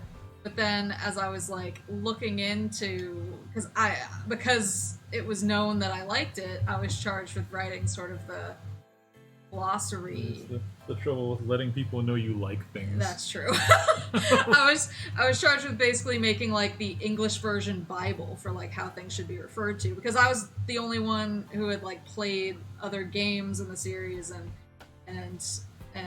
watched stuff and stuff like that. So I made sort of this Bible for the for the people who are doing the actual implementation of stuff to use in the translations. But then as I was making that, I would look up some stuff because I was like, oh, like, yeah, I know that they called it this and this, this and that, but I've never, like, I don't know what people online call it. I don't know if there's a different way, or I don't know what capitalization they use. And so I had to check all of that, and then I would go online and realize, oh, like, there's about 1,000 different ways that people refer to this, and like the community says it one way, and then like if it has an anime, like maybe Crunchyroll translated it in a different way, and so there's a whole bunch of people who think of it like that, and you just kind of have to decide, okay, which one is the precedent setting one. You get to pick who's going to be mad. Yeah. Yeah, like who from this community is going to be furious at me for picking one term, one piece of terminology over another. But I don't know, I think that's what makes it really interesting, is because the internet has so many like lively fan communities that there's usually not one right answer, and you kind of have to marry what the fans expect with maybe what like your bosses are telling you to do, and what you think is gonna work best and look best. You sort of have to like try to triangulate that into something that's gonna work, and sometimes it's like threading a needle. Yeah, and I think actually you brought up something really important. So I have a question for both of you. If you were doing a Metal Gear Solid, would you keep the famous Metal Gear sort of call and response dialogue where someone goes, "This weapon is known as Metal Gear," and Snake goes, "Metal Gear," and then like, would you guys keep that because Snake does that so often because it's what Metal Gear Solid fans expect, or would you guys go, "This is really weird sounding in English"? Like, it's one of those things that I'm like, that's so iconically Metal Gear. I can answer that immediately. Yeah, go ahead. But it's the reason that I actually did. So like I said earlier, I've never been a localizer. At one point I did. Some companies have like tests, where basically you like take a writing test and they sort of like see how your grammar is, and they give you like examples of messed up localization and ask how you'd fix it, basically, to sort of get an idea of like how you can reword stuff in a way that gets like the thought across, but make it better. And I took that test one such time for one company that I was applying at, because I was like, oh, it might be fun to be a localizer. And they actually gave me, on the localization test, they gave me you who are the master of unlocking will be able to use it line. And I left the line as is because I was like, that's too iconic, and I refused to change it, and I failed the test. How dare they? And so like, I think I always sort of veer more towards if something isn't annoying, and if something isn't inherently like it's wrong in a way that's annoying, I think it's fine, because I think there's certain things where I'm like, that's so iconic, leave it alone. And like, I think I'm a little more loosey-goosey than some people are with that, though. I mean, the Zen koan of all time for our profession is every project is different. Yeah. And, there's things to take into account, like with the Metal Gear example, of course, you take into account all previous games, and especially like the codec style that a lot of these conversations are delivered as, and you think, okay, I might roll with the, repeating the thing that the previous person just said, even though as a general rule, I try to pare that kind of thing down because it doesn't sound natural in English. Yeah. But, in most other projects, you wouldn't have a long laundry list of previous games in a series, and you'd be like, well, it sounds weird to me, so I am going to make it sound natural, like a person would speak it. Yeah. Yeah, I think that's a good, and like, is the game, in this case, is the Metal Gear game, is it a reimagining of Metal Gear, or is it like a tribute? Snakes. Or like, because that, I think if it's like a reimagining, I think you can get more out of the box, but if it's supposed to be like sort of a tribute game, then you should leave it as is. Like if it's a proper like HD remaster. Like how people do these kind of games in an 8-bit art style, and the dialogue is intentionally clunky. Yeah. To like make you like your fuzzy memories of actual NES games. Your fuzzy memories. Yeah, I think that it's complicated. It is really just, and that's the thing is at least most places that I've worked, you don't like do that in a vacuum. No. Like unless you're bad at your job. Like you don't like make decisions by yourself. You're not like, I'm doing this because I like it. Like most times you turn to the people around you and you say like, what do you think of this? Like, how does this sound to you? And you all sort of put your heads together and you beat it up until it feels good, until you're not like questioning it, and then you're like, okay, like now we're in a good place. Collaboration always. Like I know there's the too many cooks spoil broth idea. Too many cooks. And sometimes once in a while there can be a lot of cooks, but by and large, if a project is properly scoped, having people that you can turn to ask will always make your game better. It just just having folks who, even sometimes it's like, hey, this is a joke, I'm adapting it from the Japanese. Is this funny? And sometimes, and if they don't laugh, you're like back to the drawing board. Exactly. So you're constantly finding ways to collaborate with people and make things better. Yeah. I mean, to take this on a little tangent, if I may, Yes, at one place I worked, I was the one who made the test that we would give to prospective editors in interviews. Oh, wow. And so, like, Did you put the master of unlocking? No, but I mean, I pulled it from projects I'd worked on, like lines that were like the most incomprehensible to me, because I thought, I'm gonna make this the Kobayashi Maru of editing tests. Like, this is a test of how you can function without enough context, because you have to do that a lot. Yeah. Like, people think about game localization and game writing and game editing that, you're gonna have, tons of folios of information about characters and world setting from the developers, and in some cases you do, and more often than not you do not. Or you have you a don't. limited. I mean, the nothing. amount of times I've gone to fan wikis to find out stuff I wanted to know is embarrassing. And it's still always important to cross check that stuff too. Yeah. Yeah, you have to cross. I was gonna say, Like, if you want to have an impact on the localization of your game, edit the wiki. Absolutely. Like, I'm not even being ironic.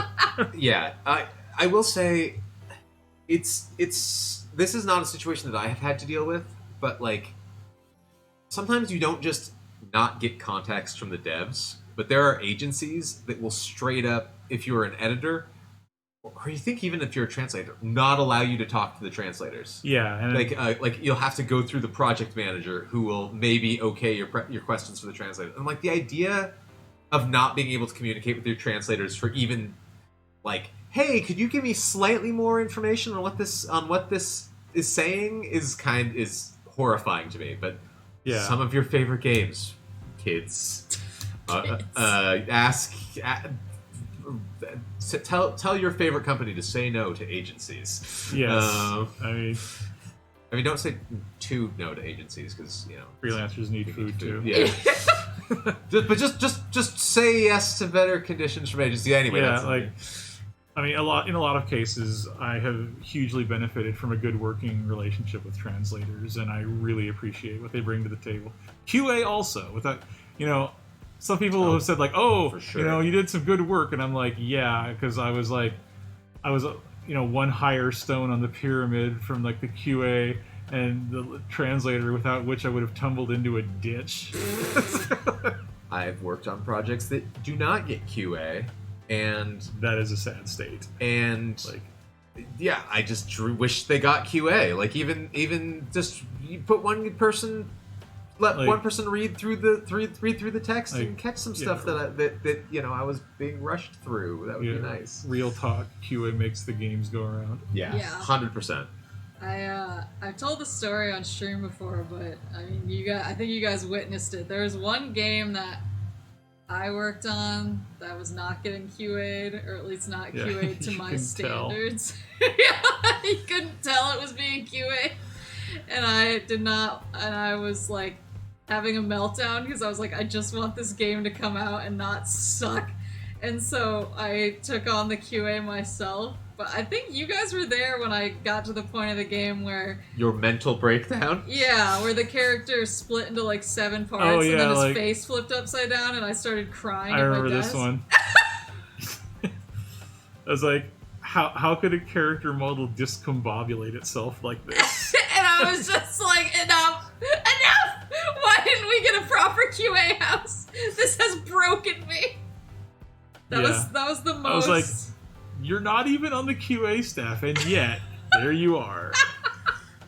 Boy, I guarantee you everybody who's ever worked on a project is like, boy, I wish I had more time and budget for this, because it is a mere... Anytime a game comes out and is playable from start to end, it's the result of 1,000 miracles. Yeah, like...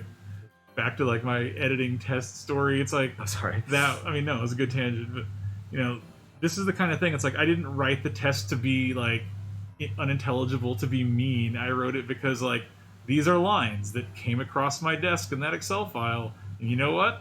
I had to make some sort of sentences out of them in the English language, and you know, they went into a game live. So you know, better. Even if you don't entirely know what you're doing, you should sound like at least 70% like you do. And I mean, I usually know what I'm doing, but, you know, sometimes, you know, only God can save these lines. Sometimes you have to test people's luck in the QA test. Can you figure this out? Throw a dart in the dark. If I don't, the work itself will. Yeah. If I don't put them through the ringer. It's like, you know what you're getting into. You know what you're signing up for. Yeah. I feel like we went on like 30 tangents there, so I don't even remember what the original question was. I don't know, but it started with Metal Gear. Wasn't it about doing homework? Oh, yeah. I think that all is relevant to the idea of doing homework. Yeah, I think it's just part of it. Like, you don't... I mean, you want to do a good job on the game, but you also don't want a bunch of people online to yell at you. So... I feel like you're always going to do your homework. Yeah. At the end of the day, we want to make something that people approve of and enjoy. And like. Yeah. It's like, I'm not here to, like, force my ideals on people, except, you know, for the Oxford comma. I get heated. At my current job, we don't use the Oxford comma. Every single time I see it, I want to fling myself out a window. I understand omitting it in games with like super tight character limits, but other than that, I'm just like always keep that in there. Okay, you're not a newsprint column. Save on that ink. Save it on that ink. All that e-ink them spilled. Pixels. I mean, I've done projects where I had to manually line break every string. Don't talk to me. Don't at me. Don't at me. The look on your face. I've done a few of those. Let's see. Have you cried into working on a .txt file format? No. Ow. Sorry, you okay? I'm fine. I just scratched myself. I'm fine. Because I'm sitting on my chair like a little monkey. Let's see. Was the best game ever made, and why is it Shadow the Hedgehog? Kirk Thornton's performance is moving. There you go. I'm not even sure he's Shadow in that Doesn't game. matter. Is he? I mean... He's retroactively Shadow. He was beatified to me once he played Jade Curtis in Tales of the Abyss. There you go. I'd say my answer to that is... I Am All I Am. Is that the song in the game? Yeah, I think I Am All of Me. Is that the song? I haven't played it! I haven't played it in like... Yet. 16 years. Kirk Thornton was my first big voice actor meltdown. Because I had to... He melted down at you? No, I melted down at him. I don't think he's capable of melting down at me. He's too nice. He is a nice dude. Yeah. But I like, no, I was picking up a dev PS4, I think, because one of my coworkers had brought it to the voice recording studio in the trunk of his car because he forgot it was in there. And I was like, oh my god. So I like drove out there to get it from him, and I went inside to tell him I'm here, open up your car so I can get the dev kit. And then like I walked by a guy in the hallway, and the hallway was very, very, very narrow. And we sort of like moved around each other, and he went, "Excuse me," and I just froze dead where I was standing, and I looked up at him, and he just sort of looked at me because I had frozen instantly, and we just stared at each other for a second, and then I was like, "Are you Kirk Thornton?" And he was like, "Yes." And I was like, I love Harry Mason. He was like, I've never had anyone react to me like this. Have I ever told you my Kirk Thornton messing with my childhood story? No. Oh, no, wait, tell me. Okay, so I don't know if either of you watched Digimon growing up. Yes. Okay, so yes. So Kirk Thornton played a few characters on Digimon, but primarily he played Gabumon and Garurumon. And this was around. I was working on a project with him around the time. There've been a lot of like Digimon original series revivals, but there was one going on, and they were bringing back a lot of the original cast. And he was like, he'd gotten a text or something, and he was like, "Oh yeah, I gotta get to this recording session. I've got to do some Digimon later." And I was like, "Oh wow, you were in Digimon? I totally didn't know. Who did you play?" And he's like, "Oh, did you grow up watching it?" And I was like, "Yeah, of course I did." And he goes, Remember, if you're gonna say your name, remember your name's Spruce. "Oh, did I say my name?" No, I have a feeling he's gonna say your name. Oh no, he totally wasn't. He Okay. scared me. I was like, "Did I No, say you're something out loud?" And he just goes, "What do you mean? I'm Gabumon." And I'm just like, because Kirk is a wonderful man, but he is also like his natural self is a little more, He's more Captain Matthews of Xenosaga fame. Yes. Sure. Yeah, he's a little more Caution, I am Boozer. He's a little more rambunctious in real life, and he's a little more. He's very laid back and chill, and he can be a little rowdy. So he just goes into that super polite, high Gabumon voice, and I nearly fell out of my chair, and I was like, "Don't do that!" And so Don't ever do that to me again. So we were in session, and he would like finish a line, and then he would go, "Well, Spruce, was that an okay performance?" And I'm like, "Could you stop?" Yeah. So I've had a couple of voice actors mess with me like that, but Kirk is truly a blessing. And so I hope you get to work with him again someday, Maple. Yeah, he's one of the ones I had a big meltdown over, which he remembered and then later signed a picture of Shadow the Hedgehog for me. I feel like Of all the pictures you could have brought it. I feel like yours are like weirdly less embarrassing than Gabumon, because I think it was just like, I don't know, I just felt very much like a kid again when I was trying to look like a professional adult, and I freaked out about Harry Mason. yeah, this is at least a grown-up game like Silent Hill. It was like sadness in that. I guess it's just sadness in Digimon too. Yeah. Why do we associate sadness with being grown up? I don't know.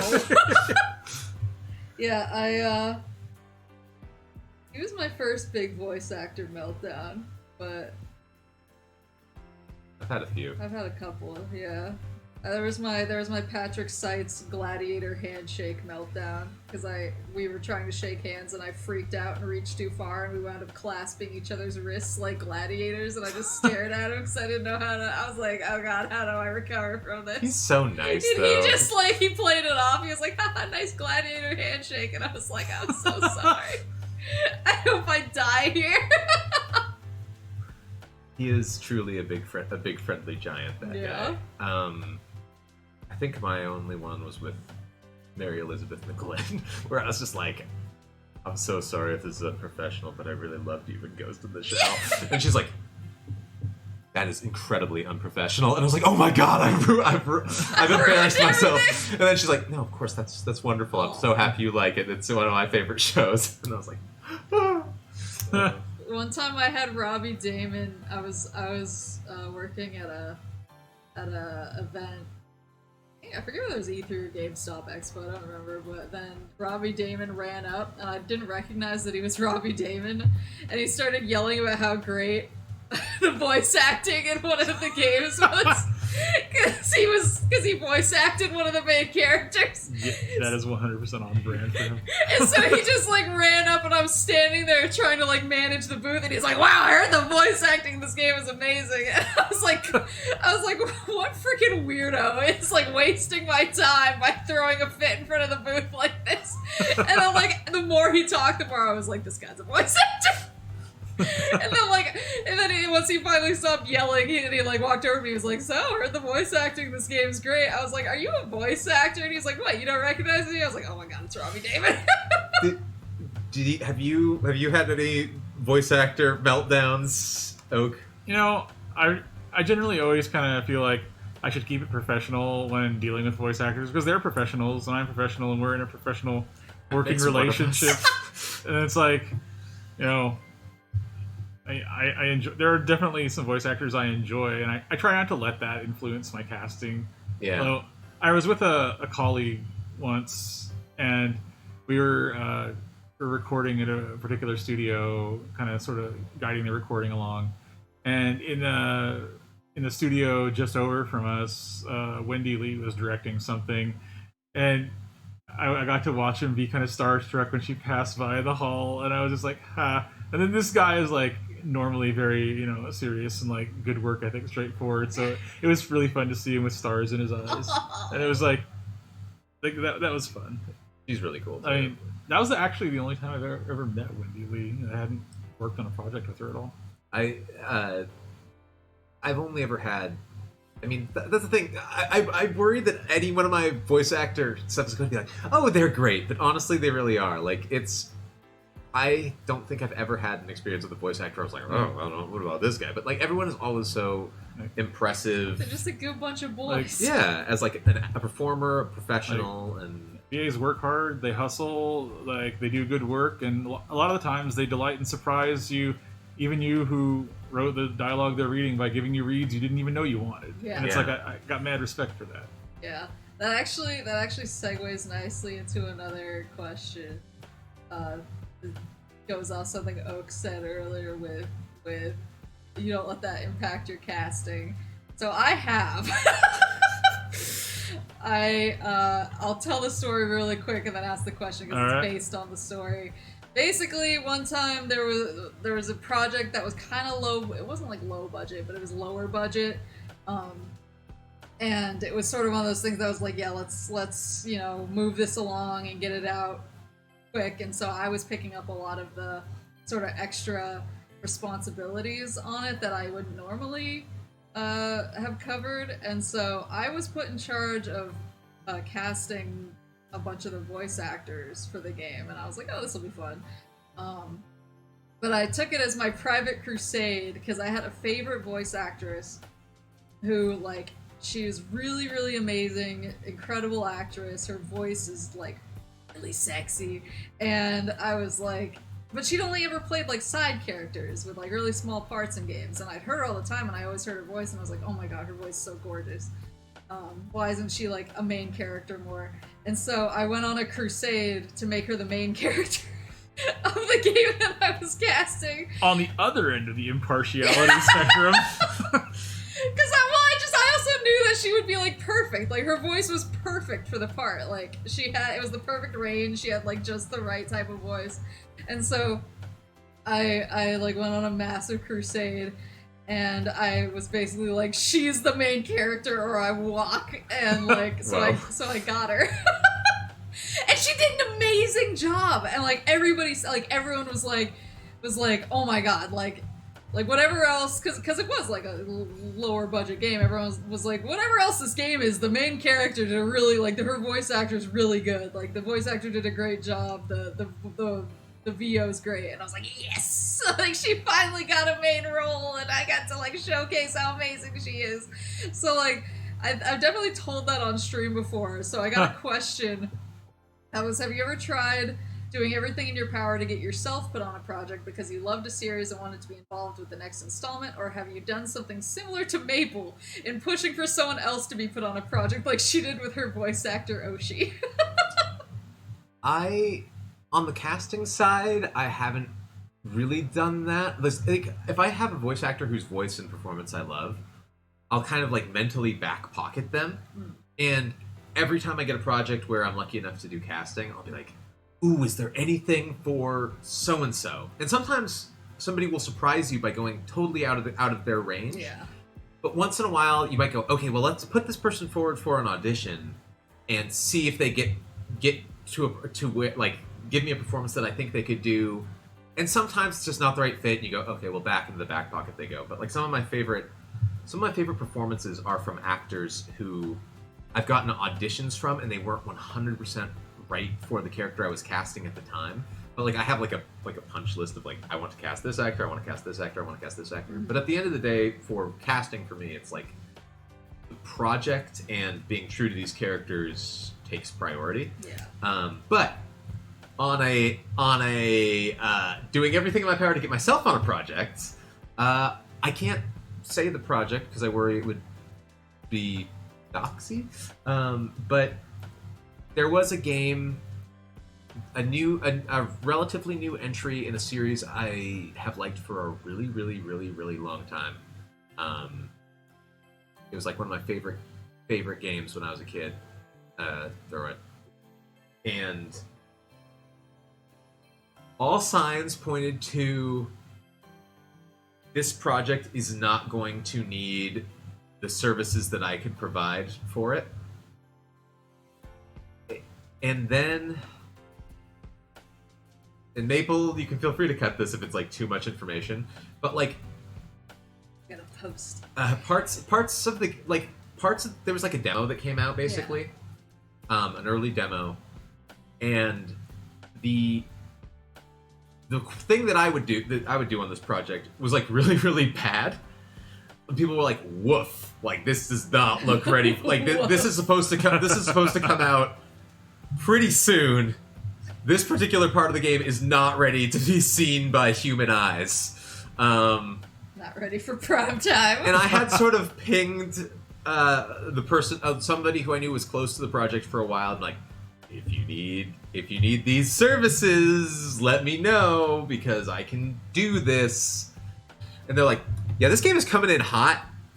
Do you have availability? And I was like, yes, absolutely. I have been pinging you for months. Like literally, I think for over a year, I was like, here's a plan if we have this much time. Here's a plan if we have this much time. Here's a plan if we have this much time. And at this point, when they released the demo to the public, I was like, okay, well, I'm never working on that.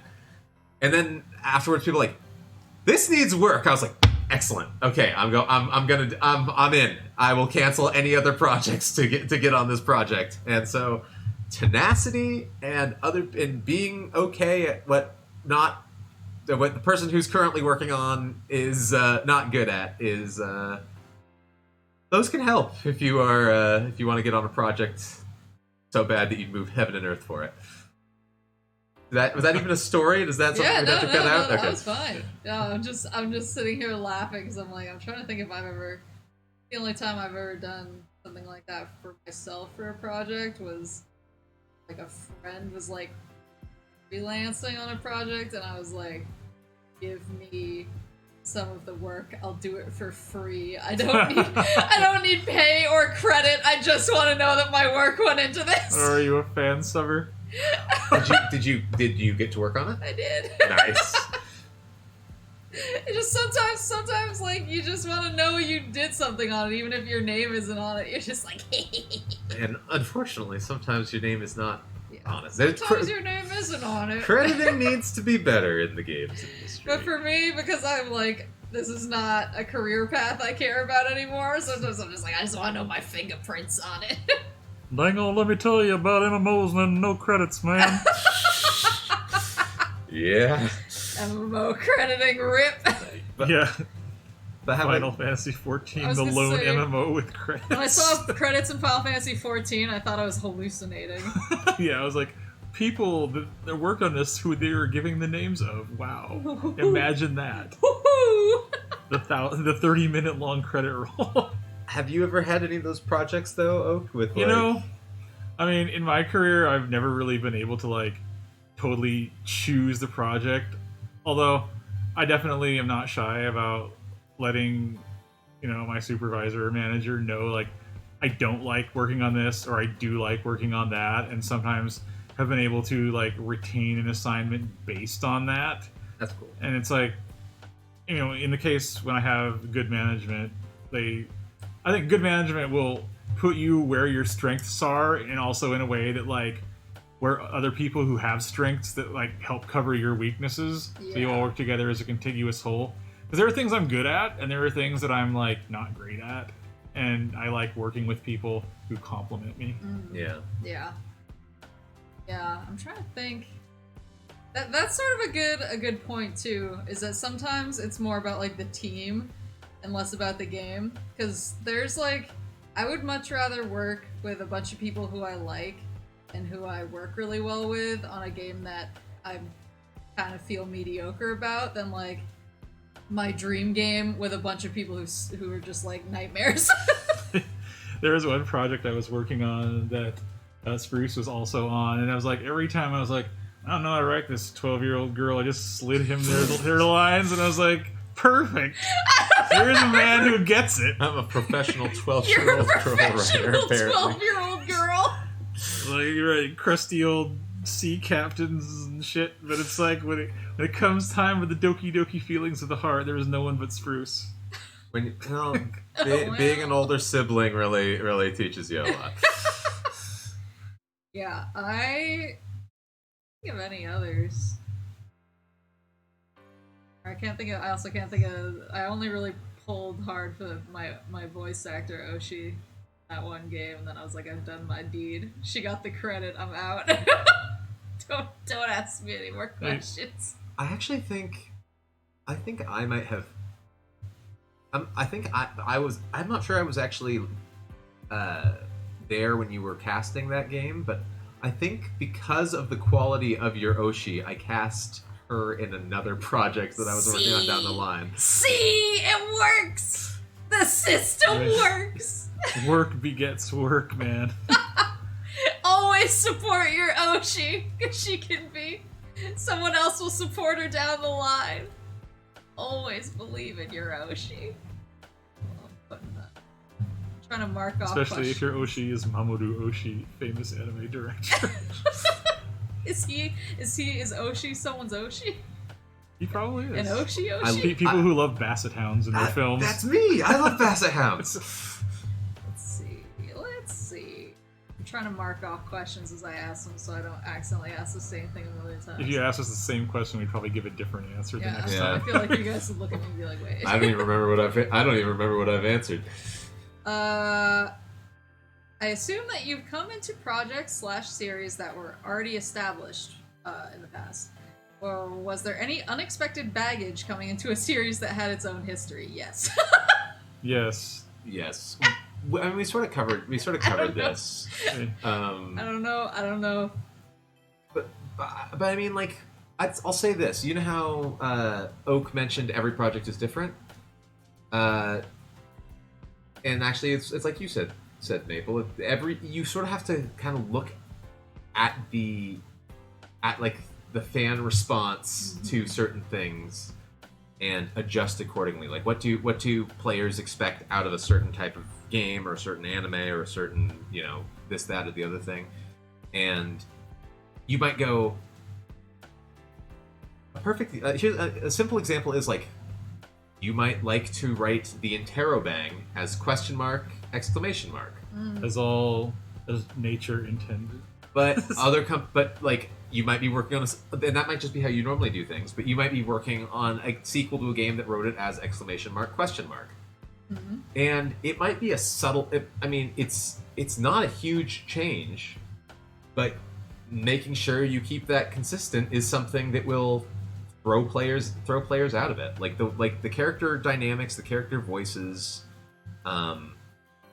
Once in a while, there is baggage. Especially if you're working on something that's a sequel to a legacy title, or like a character who was maybe not handled super well in a previous game. Like it's like I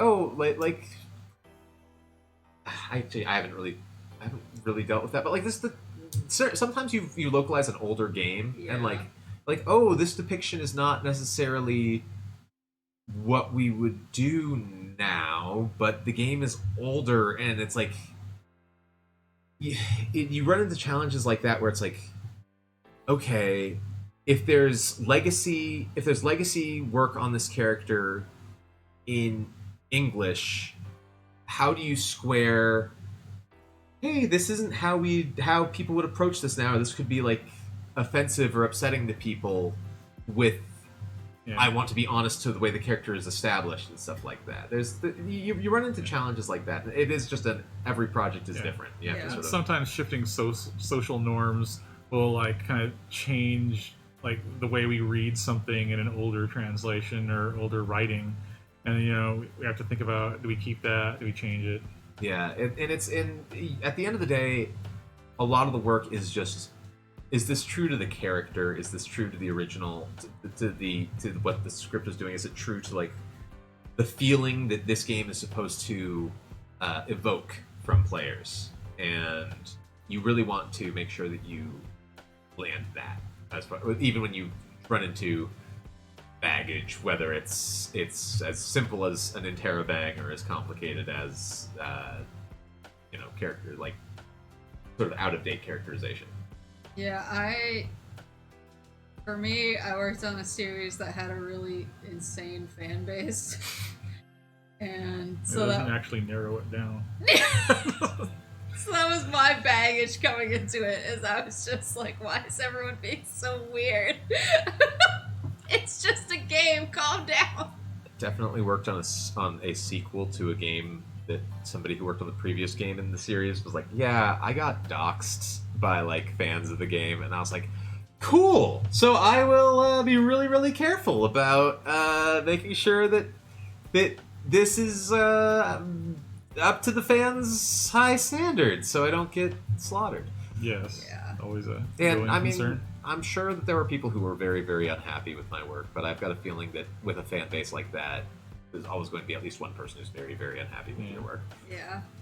Yeah, I can't think of any baggage that was like within the game. It's any games I've worked on themselves, but I can just think of a lot of like, oh, this kind of sucked to work on because every single thing we tried to do, or like any sort of information we put out, was immediately ripped apart by people who were like purposefully misunderstanding it because they just wanted to be mad.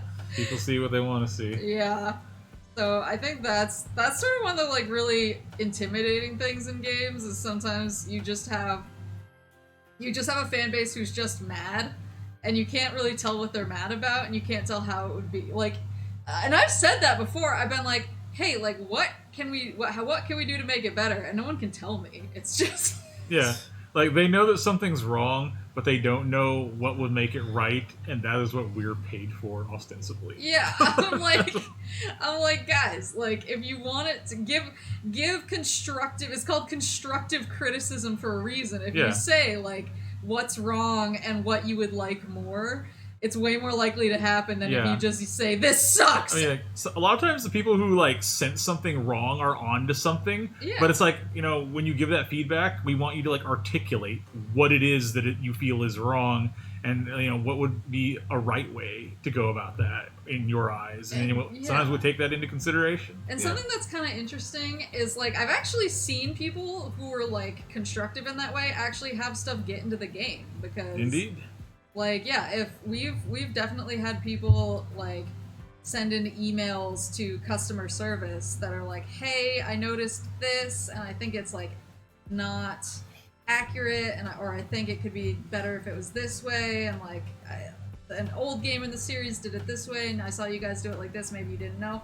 And it's like, as if you don't send an email that is like laden with like threats of like doxing or violence or curse words, if you just send it an email that's like, hey, like, here's the things I noticed, and here's like my insight as a big fan of the series, just wanted to give you guys a heads up. We've actually taken that feedback and like implemented it before, because we were like, oh yeah, that's really smart, and you know, we weren't completely put off by someone saying that they were gonna like put our address online. So. Yeah. And I mean, actually didn't I mean, I think sometimes that even works. I think I've even seen situations where it's like, oh, thank you for the feedback. You're clearly very knowledgeable in this. Would you like a contract to help with this? Yeah, I've seen people get hired to like... Yeah, it does happen. Yeah, I've seen people who are like, hey, like, I'm really good at such and such. Sorry, I just saw a spider over there. It's up against the crowd molding. I want pictures of Spider-Man. It's against the go around the corner. It's right there. It's crawling. It's against the no on the other wall. There. Pointing at it. Other wall. Farthest wall you can look at. Yeah. Look at it. I'm leaving this in. I'm scared. Why? Because everyone knows I'm scared of spiders. I mean, it's not a surprise. because, as we all know, an important part of game development is squashing bugs. That's true! Leave it in. Ship it. Really chose Spider House. I'm sorry. It's like we're gonna give you this property on the cheap because it's full of spiders. Why is this happening to me? Thank you. Well, Maple, that's what happens when you live in the woods. I know. But the spiders are so much smaller in the woods where I'm from. I don't know what to do with them here. Well, because the big ones live in their warrens below the moors. That's fine with me. That's not a big. As long as they're not in my house, I don't care. I'm like, if they hang outside my window, I'm like, good for them. The second they cross the threshold, I'm like, maybe they're just trying to make the World Wide Web. Yeah. But yeah, like, I must have the cookies. No, because we need to talk clearly. Yeah. Yeah. Yeah. So far, I don't think I have to cut anything out. Yeah, until you re-listen. I mean, we could. Yeah, I was like, I'm gonna leave this in. But please cut like 90% of my just inane rambling. No. Okay. But yeah, like I've seen people email in and be like, "Hey, like I noticed such and such, and you know I'm really good at this, and here's some pointers," and we've just straight up given them a contract and hired them to like help fix things because they were like, you know, professional about it. And so I think that's sort of the baggage that I've always seen with games tends to come in the form of like really riled up fan bases, but yeah, there's always like, and that's why I think I love watching fan base explosions so much, because I'm like, if they could just calm down for 2 seconds, this would go their way. They've got the enthusiasm of like people riled up at a Knicks game, but it's like you got to channel that into some positivity. Fuck Trey Young. Yeah, let's see. What percentage of projects have you worked on that made it through the development process into retail? I don't know, for me, 100%. I don't think I've ever seen something get canceled I was on. You guys have the same experience. I mean, I've definitely worked on some stuff that did not make it out of like beta stage, but like including some stuff I spent a lot of time on. But, you know, for the majority of the time, stuff that I have worked on has like made it out for public consumption.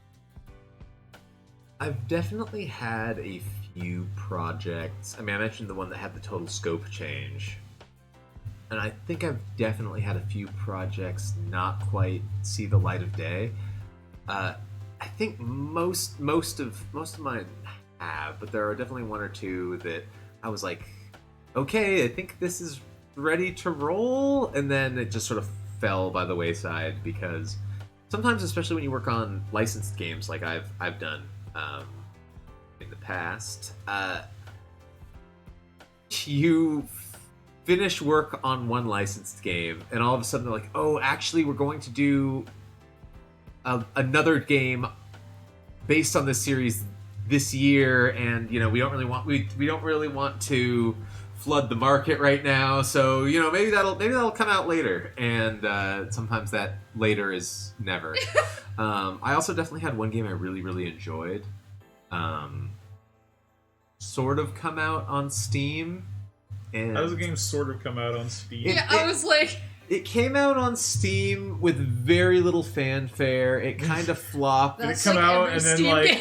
and then Valve like took it down because they thought it was an arrow game? No. It came out on Steam. It sort of flopped, and initially they were like, "This game is coming to consoles in probably about 3 years ago now, in 2018 or something like that." And 3 years ago was like 2019. whatever. I'm just throwing it out as an example. But but it was like, this game is coming to consoles next year, and then next year was like 3 years ago. So I do not know if that game's ever coming to consoles, which is a shame because I think it would actually be better suited to consoles. But I'm not sure the Steam release actually made enough money to fund the console ports. Yeah. Some of the stuff that I worked on that never came out was stuff that got into like a closed beta, and there was so little interest in the project that they're like, it's not financially worth it to move to an open release. And I'm just like, you mean like I've been telling you for the last 8 months? Ooh, and boy. I get to and all the people who work on this, like the QA and the load people, even marketing people are like, man, step away from this shit. And it's like, yeah, how there was no one championing this game? Why don't you maybe listen to us next time? Yeah. It makes you feel smart because you're like, haha, I saw that coming a mile away. But then it's like, yeah, because anyone Bless you. with a brain could Bless you again. tell you that it is going to flop. And then, wow, it did. Hooray. I will say No lessons were learned that day. that those make you feel smart, and then they make you feel scared for your job security. You're like, yeah, I knew that wasn't gonna do well. Oh no. oh no. Well, in these markets, there's always a next project. That's true. Let's see. Yeah, I don't think anything I've ever worked on just didn't get there. It might have gone somewhere else. I'm still sad that one that I wanted to paint oak for did not come to fruition. I mean, Not for us. I'm glad for us. the question never came to me as to whether I would allow myself to be painted on my body for marketing. Did I not ask you? Did I just pitch that to the boss and be like, I think you did. I'm just actually. think about it. And I think he was like, Is it because I okay. shaved my head? yes. Okay. Were you gonna paint play it loud on my forehead like PlayStation? I mean, look, I'm not saying that is what I was gonna do, but I'm not gonna say that isn't what I was gonna do. Exactly Play it my loud. idea. Maybe play it a little quieter. I will never play quieter. Let's see. For Phantasy Star Online 2, getting worldwide release after almost a decade of being a Japan exclusive, how did you feel? I am a huge fan of the original Phantasy Star Online. I was so excited when I heard, sort of through the rumblings, that this game was happening. I didn't believe it until I was literally working on it, because I remember that game. I actually was at an event and played an early English version of that game in 2013. Oh my god. Maybe not 2013. Maybe 2012. I was like, that's really early. No, I know that because I was working somewhere that was looking at that game in 2013. Yeah, there was The place I was working at never picked it up, but it was floated out there even then. I think part of the reason it didn't happen was, I believe that was roughly the time that they were working on it was roughly around the time Sega was hit with there are a few layoff passes, but I think Sega was hit with some big layoffs, and it was just a matter of like, hey, we do not have the infrastructure right now to run a full MMO, or at least that's my theory. Because I'm like, Sega was sort of running a skeleton crew, and as Oak can attest to, it takes man hours to run an MMO. Running MMOs and working on them is complicated. It's complicated in different ways than consoles releases are. Yes. So yeah, go on.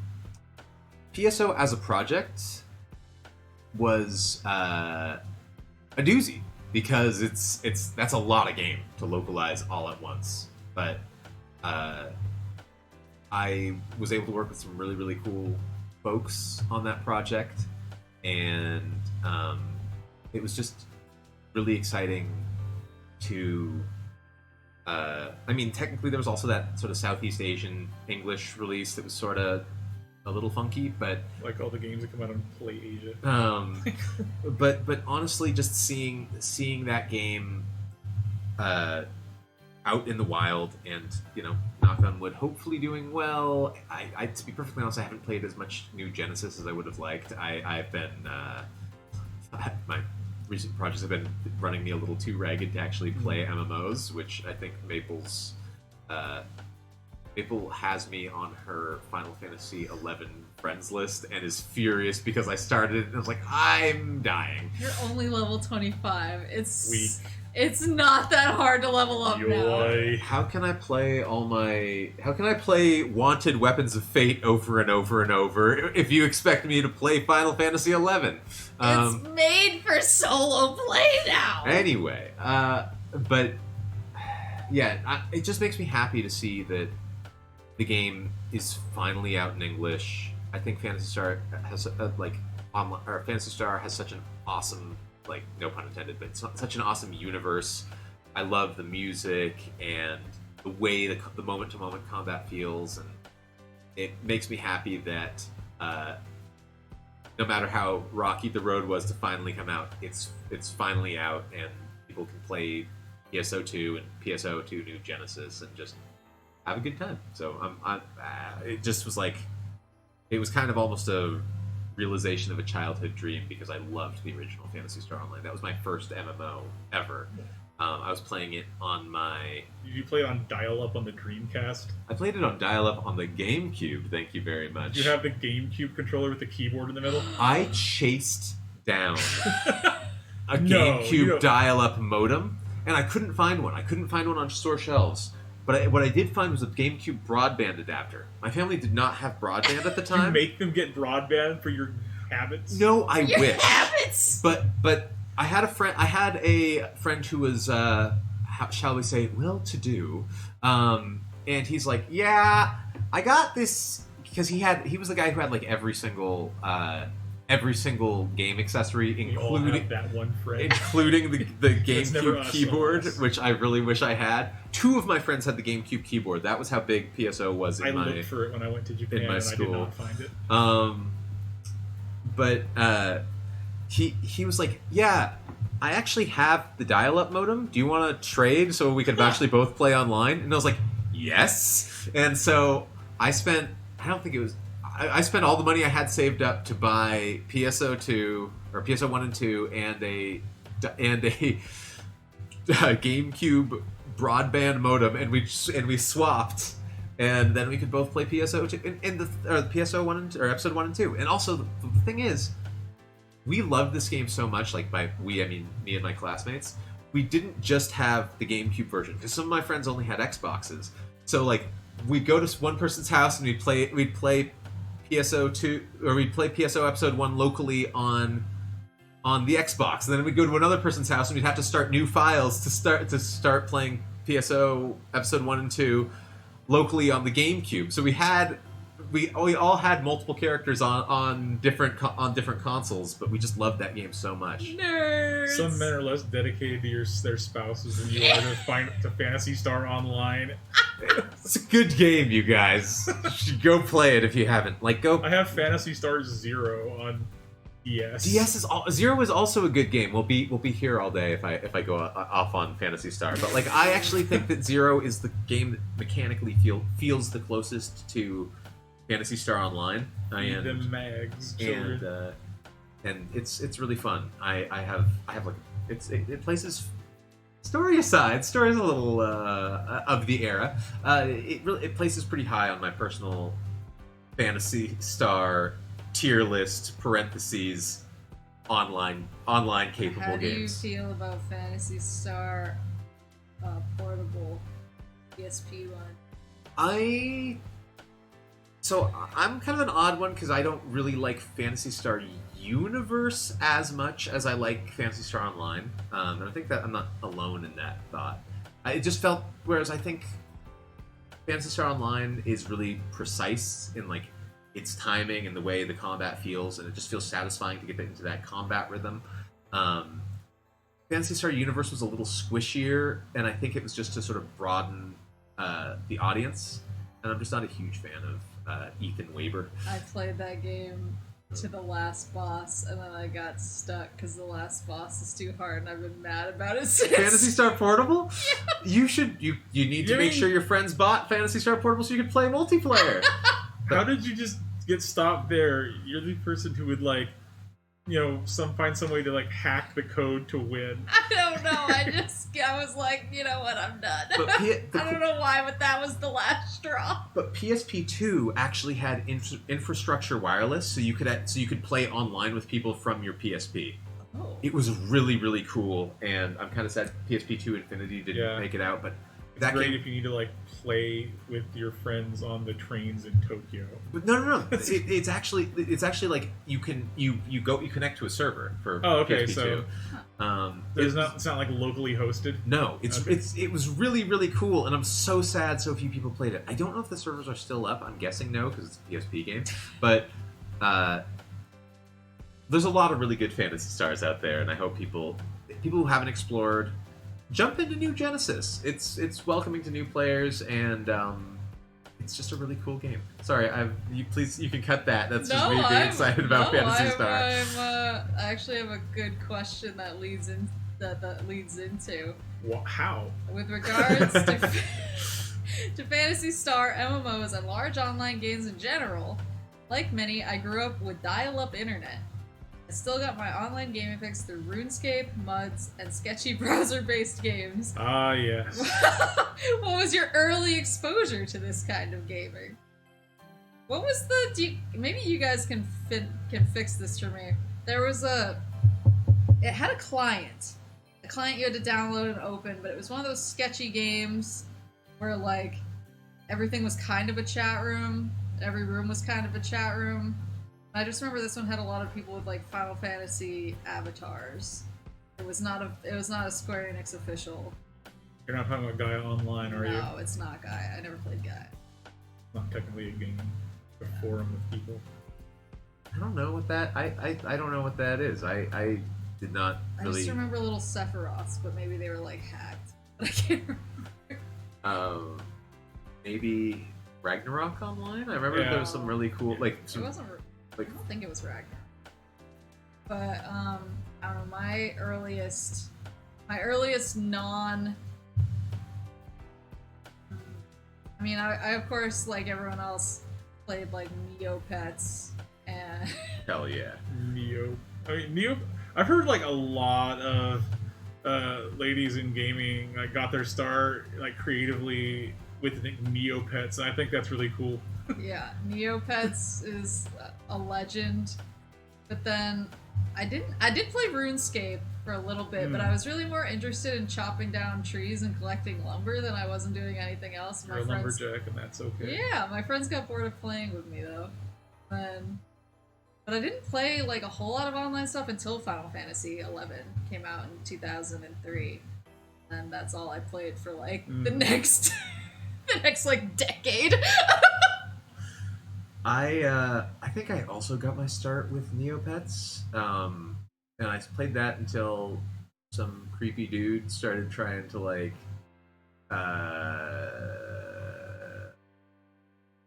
he didn't really do anything, but Mom was like, "Why are you talking to a 44-year-old man through Neopets?" And I was like, "I don't know. He seems nice." And she's like, "No." So yeah, that wasn't great. But Yeah, so after Neopets, I think I went on to Phantasy Star Online, and that was a big one for me. I would just ruin my mom's fax machine by using that by connecting to the internet. Fax machines. And that was great. I also played. There was also like shortly after, or like around the time I was playing PSO, I also played a couple of like Korean online games. I don't know if you guys ever played Gunbound or MapleStory. Gunbound is kind of like Worms. I've heard of those. MapleStory is. I've heard of MapleStory. Yeah. I guess so. I'm not sure if your audience has heard of them, but Gunbound was a cool game. I really enjoyed it. But yeah, I didn't really do the Isn't MMO Gunbound the thing. one where you were like in a tank? Yeah, it was really cool. You could be different tanks. They all had different shot types. It was really neat, and there were definitely people who like shelled out to get the coolest avatars The through the cast tanks shot. shelled out. Wow. Wow. But yeah, mostly PSO. So, So like, I became aware of MMOs at a time when all my family had was dial-up, and I definitely multiple times tried to get and run Ragnarok online, but was never able to successfully because, like, my family had one phone line, and even if you were on dial-up, if my mom wanted to use the phone, that was the end of the internet time. So it's like you can't really do a whole lot in an MMO. So after that, I didn't really play online stuff for years, and you know, I never had the fastest internet speeds.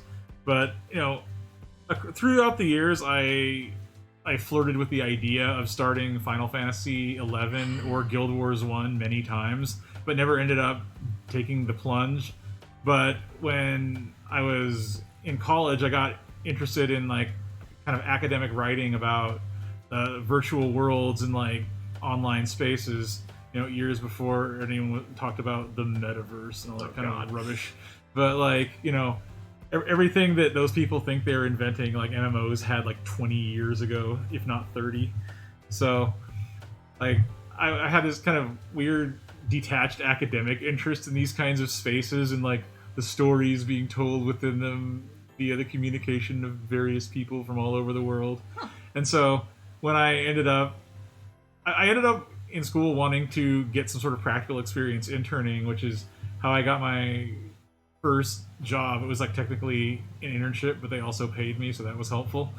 And I ended up working on online games, and that's where I first actually, you know, got my feet wet with MMOs. And, you know, sadly, I'm still playing MMOs to this day. sadly, That was so much of a better answer than I got creeped on by an old man in Arizona on Neopets. Well, you were playing Neopets. I was studying the blade. I was studying the blade. Yeah,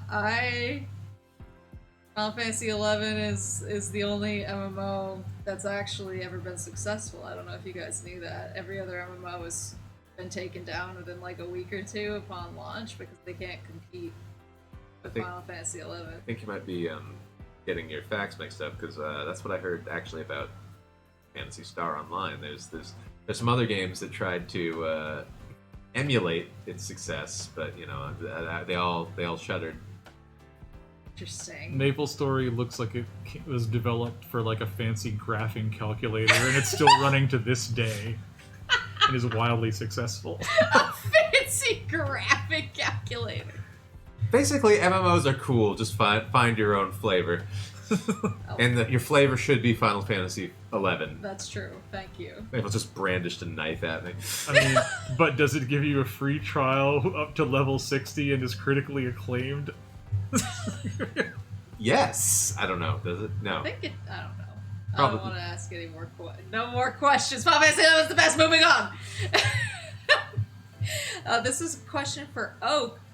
How many times working on an MMO did you end up hearing the words World of Warcraft when making decisions in the game? mean, the problem with a lot of MMO development is that the games end up resembling what the developers play a lot of. Mm-hmm. And in many cases, that game is World of Warcraft. So despite, the shocking revelation here that I have never actually played World of Warcraft, despite all the other MMOs I've tried, I feel like I kind of know it because I have seen its influence creep into other games I have played and even some that I have worked on. Every game.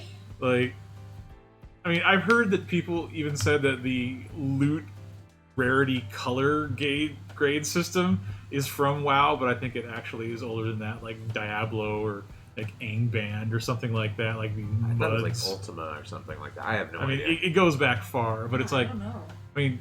I mean, definitely props to WoW for popularizing the genre, but one complaint I've always had about the way WoW does things, based on what I have read, is that they take a lot of their lore and they deliver it through, like, things like books and stuff, and it's like, no, you put that shit in the game, man.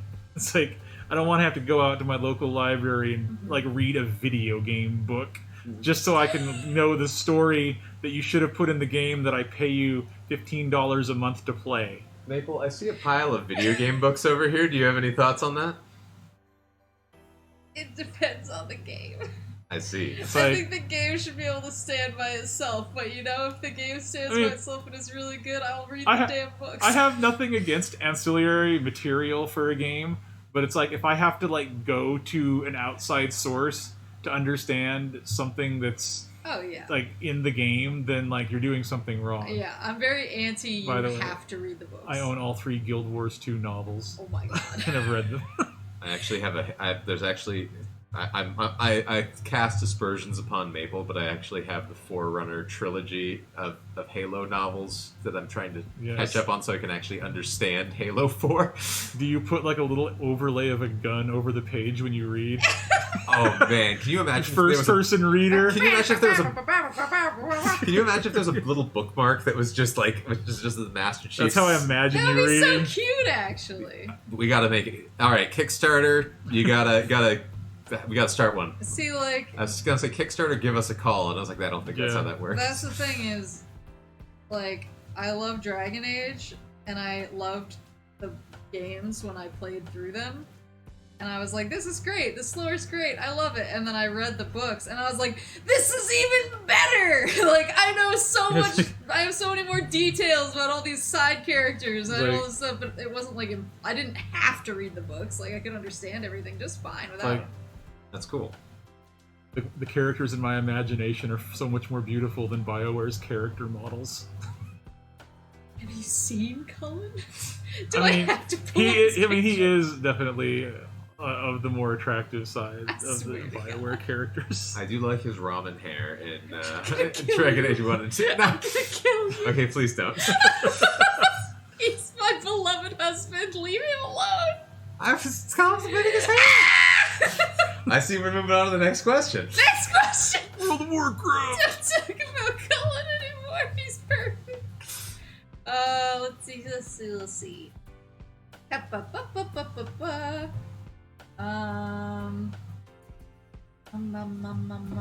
Trying to.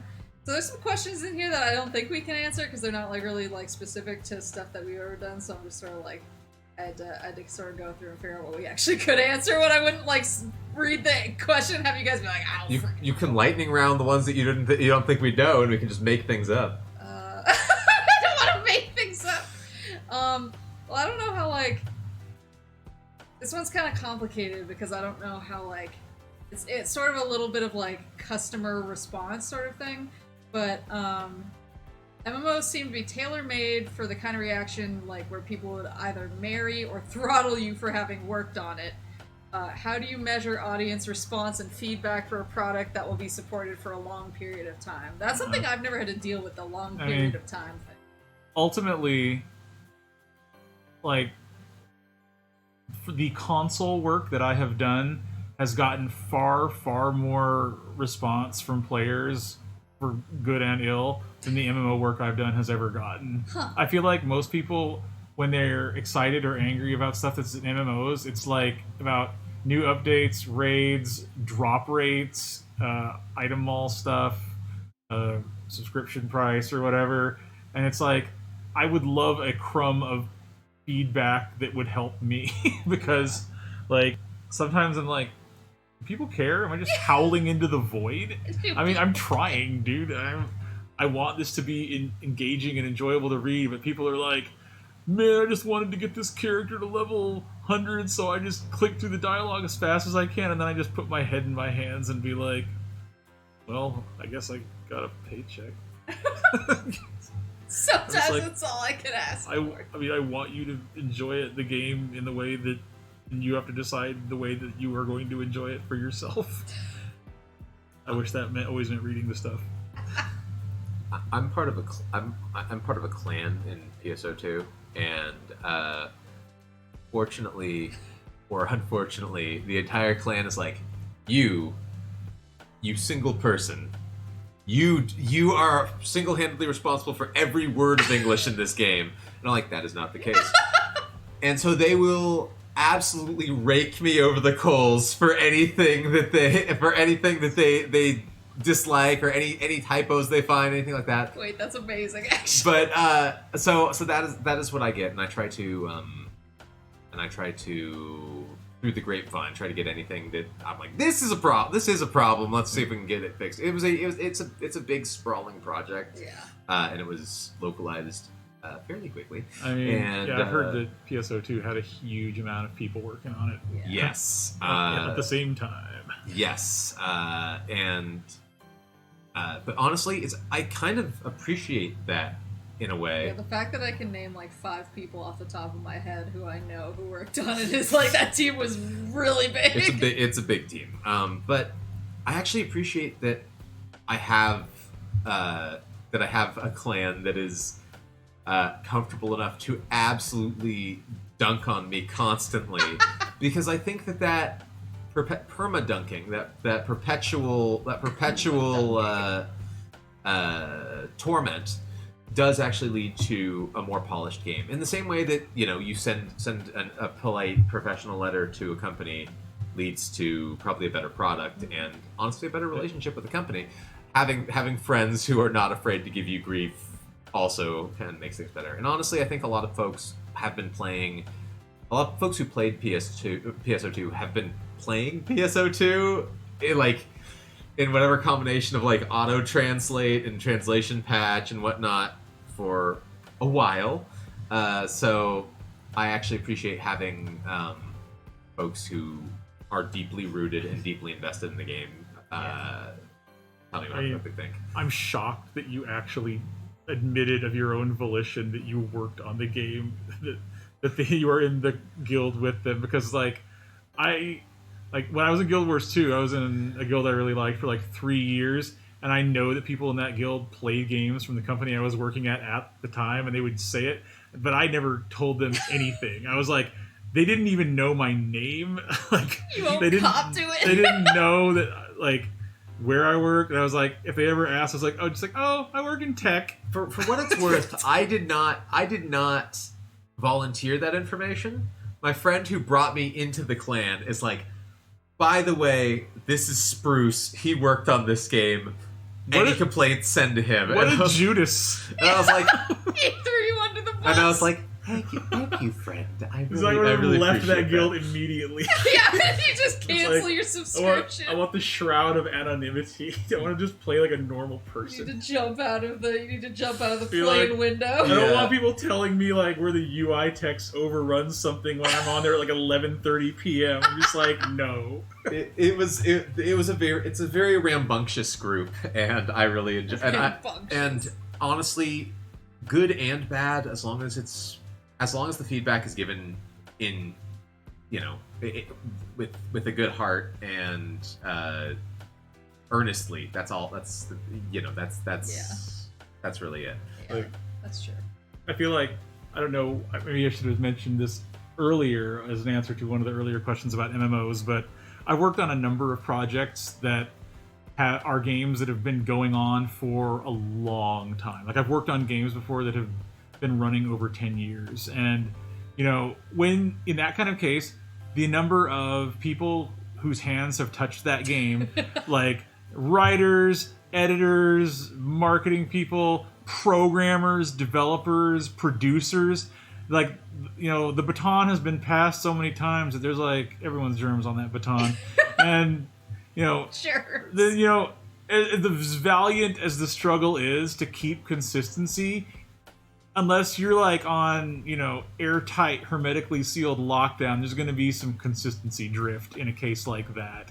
Yeah. And, as much as sometimes there's like the divide between, do we like maintain consistency that people establish these conventions when they were like overworked and understaffed, or do we break with internal convention because now we can actually do that better, even if it's like not consistent with stuff that was localized in like 2011 or something like that. And it's like, it's a difficult call. And sometimes I look at like the old term bases like in our database and I'm like, who signed off on that? That's dumb. This is a weird piggybacking on this, and then we should probably get back to questions. Sorry to throw us. I only have one more question. Oh, perfect. I will say it's been interesting because, like, while we've been here hanging with Maple, we've played a couple of older games, and I don't know if you feel the same way, but like, when I play like a Dreamcast game or something that has a dub and has subtitles, say a Sonic Adventure 2, if you will. If you will. For the sake of argument. Not only can I mean, in some ways there's just the natural, like, oh wow, the voice acting is kind of goofy or sort of stilted or whatever, because it's older.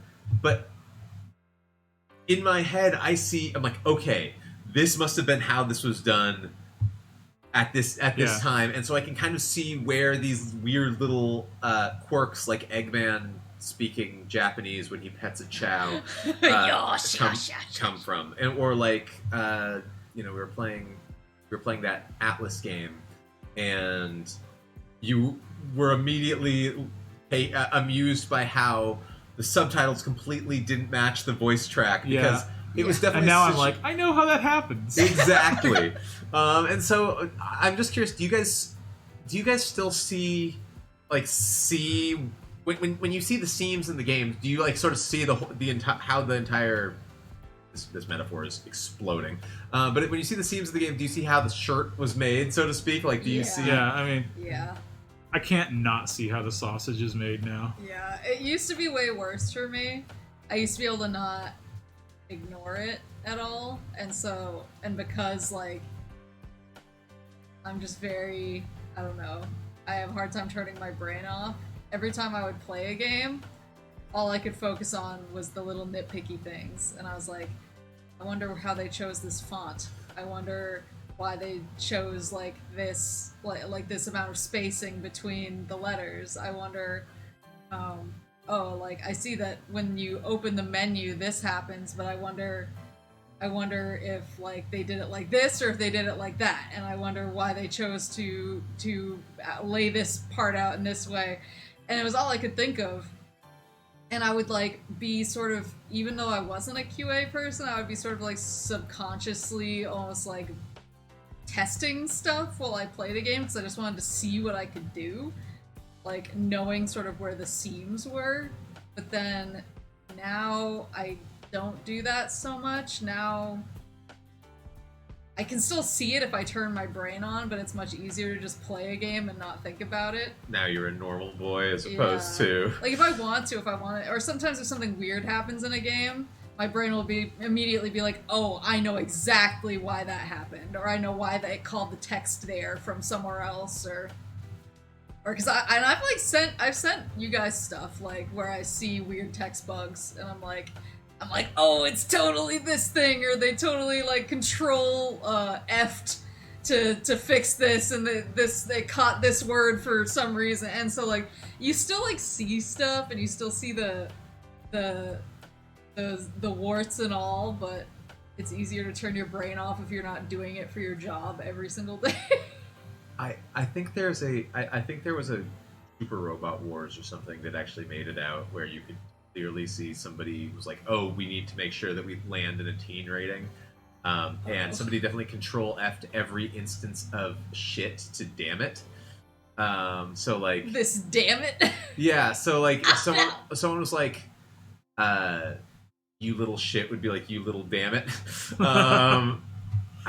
Find replace is a double-edged sword, Yeah. man. Yeah. It's like you got to wield that with like true knowledge of the consequences. It's for professionals only. One thing that always makes me stop and like take a breath when I'm playing a game is when I'm playing a game and like there's a lot of text boxes and the font in the text box, the text is always like the same size and the same spacing apart.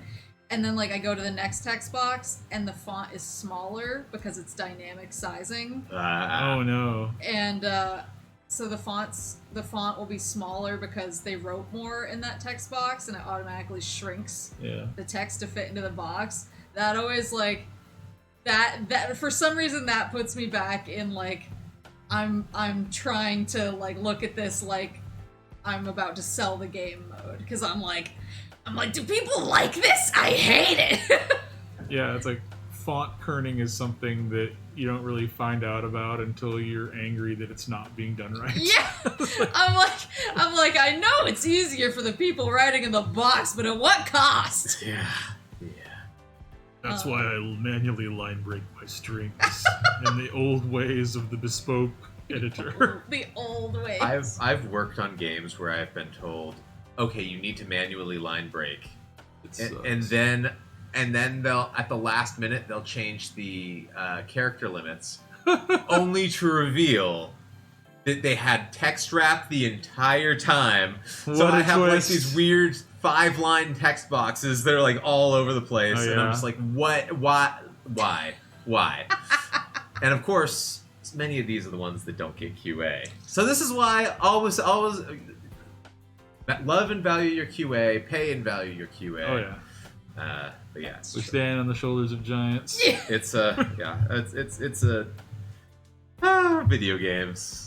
So I have one more question. It says, lastly, has Maple always been a bigger menace than Spider-Man is to New York City? Or is this a new occurrence? Maple has always been one of the most unique people I've worked with. She would, I believe, she had a pink Snuggie in the office that she would wear at her desk with impunity. Like, I don't even think she cared what season it was. It was cold. It's Lies. in scenic Southern California. Woo! Yeah, and also she had the most figures on her desk of anyone in the office, including like the shameful titty figures.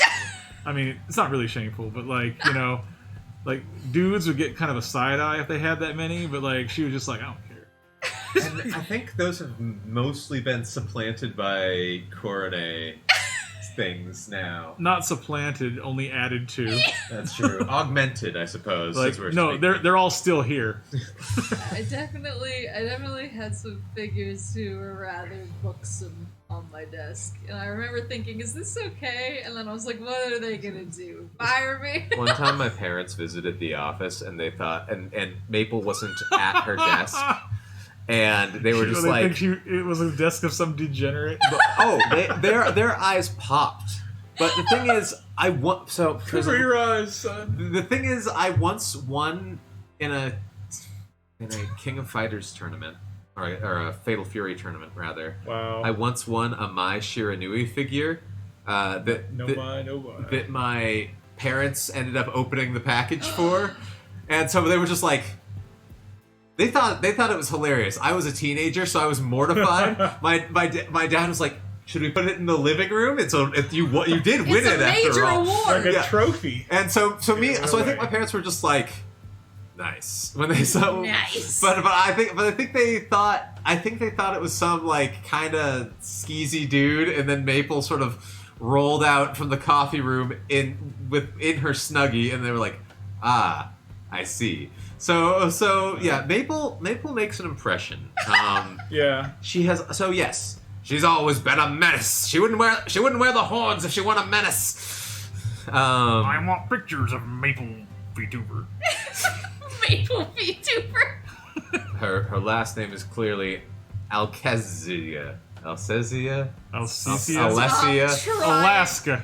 Alaska. Maple Alaska. Maple Alaska. No, just kidding. We all know it's Maple Alcesia. Thanks. But yeah, it's to be honest, even as years go by and we all have traveled our separate ways and whatnot, Maple is still Maple. She's always been like this. And I want you to know that watching her play games in real life is exactly like being on stream. It's like, I mean, if only you could see the couch that she flings herself into. Like a rag doll. Honestly, like, we're visiting, and I still look around nervously when Maple screams while playing. Yeah, she screams very loud. This is like, you know, how thin are these walls? The neighbors listen. Hopefully thicker than I think, but yeah, it's You're both gonna get arrested. yeah, that's true. First Cullen, then the screams. Maple's like, I will call the cops on these two. But yeah, we're lucky to know her, Hey. and we're happy that she's found a community and an audience. I mean, I tune into the streams as often as I can. Even now, I mean, it's been a little busy at my work lately, but I tune into those Maple streams because I love hearing those Maple screams. I lurk from time to time, but I don't think I've ever commented. But maybe I will. Maybe I'll get bold. Let's be like, I'm here for the panic attacks. I just that was actually something my mom asked me because I was playing where I was playing Splatoon 2 because I'm trying to get current so I can play Splatoon 3, and I was playing Splatoon 2 while I was at home, and at one point Mama Moose turned to me and was like, she was like, are you gonna be bringing that Switch on the plane with you? And I was like, yeah. And she was like, do you yell this much when you're playing games in public? And I was like, ugh. Like the same people who will be irked by like crying babies on a plane are just gonna look over and see you curled up with a Switch, quietly screaming to myself. There's no quietly about it. Your parents are gonna have to pass out. Please excuse our daughter. Please do not mind the screaming moose. I just feel everything so much. You gotta let it out somehow. That's in private. This famously a game for children getting Maple heated. No, I'm kidding. Splatoon's great. Yeah, I am trying to think about if anyone else. I think my desk was the most menacing. Not even a question. No, I don't think anyone came your close. Desk had room for a keyboard on it. By the end, it was like a lot of titty figures. Once you took all the figures off, there was no dust on the desk because it was all on the figure basis. That's true, actually. I was like, wow, this is shockingly clean. And then I looked at my figures and I was like, oh no. Get that canned air. Yeah, I have always been the way that I am. I just used to drink more. I drink less now. Don't look at me like that.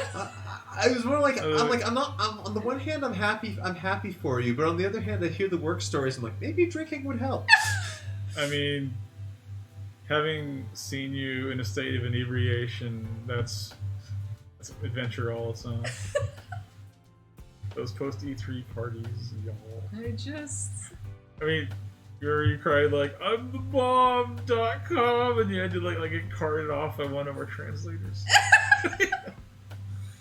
I don't remember why I was saying that.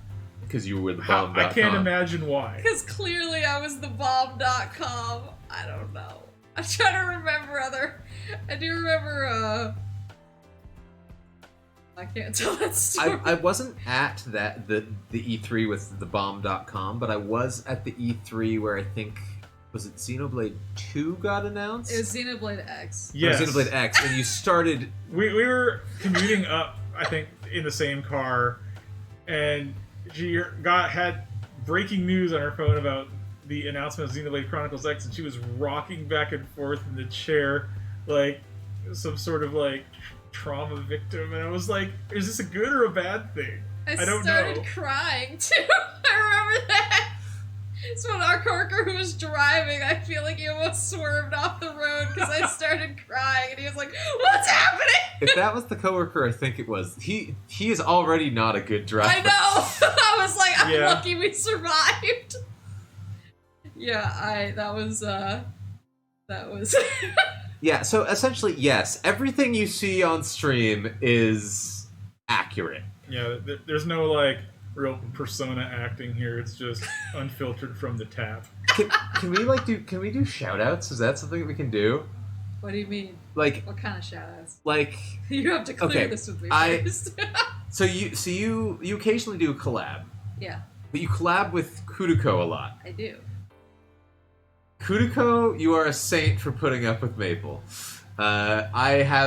We have also played video games with Maple before, and we are just A, your dynamic is great, but B, we are just very impressed that your ears remain intact. Yeah, it's So- like a great way to blow out a pair of headphones. So shout outs to Kudiko, shout outs to you've done other collabs too. So shout outs to the other Min's kids and A couple of them are very and shy. Vesper and They're all the best. They're the best. Yeah, like Maple is just like that VTuber, like a freelancer with like a piece of straw in her mouth, unaffiliated with any agency, just like a well-to-do office lady playing video games. it ain't much, but it's honest It ain't work. much, but it's honest work. I just. Also, I really like the name Voluptuous Lamp. I know I've seen Sorry, I should just like call out your chat and the people you collab with. I mean, No, you're fine. Lamp's good I mean- people. every time I see someone play the Titanic whistle, I cheer a little in my heart. That Titanic whistle has gotten me DMCA'd multiple Really? times. Maybe Yes. disable that. No! But I also like the one where people like launch like a million logs at you or something Yeah, like that. That's only on the Twitch. That's streams. called it's called TITS, Twitch Integrated Throwing System. Excellent. So that's acronym out there. So that's usually that one's fine. It sometimes lags my computer, but it's generally fine. But the Titanic whistle has gotten me DMCA'd, not on Twitch, but usually when I upload the VOD to YouTube, all of a sudden YouTube is like, no, you got Titanic music in here, and I'm like, did you listen to it? How can they tell that that's actually the Titanic song? I mean, I I'm gonna hope have to to turn say my dream is to save up enough points to play that at the perfect moment in a stream. I'm gonna have to turn off redeems for this stream because otherwise, at this moment, we're just gonna have 1,000 overlapping Titanic flutes, and I'll never be able to post this on YouTube. Maybe I'm gonna put redeems off. Wow.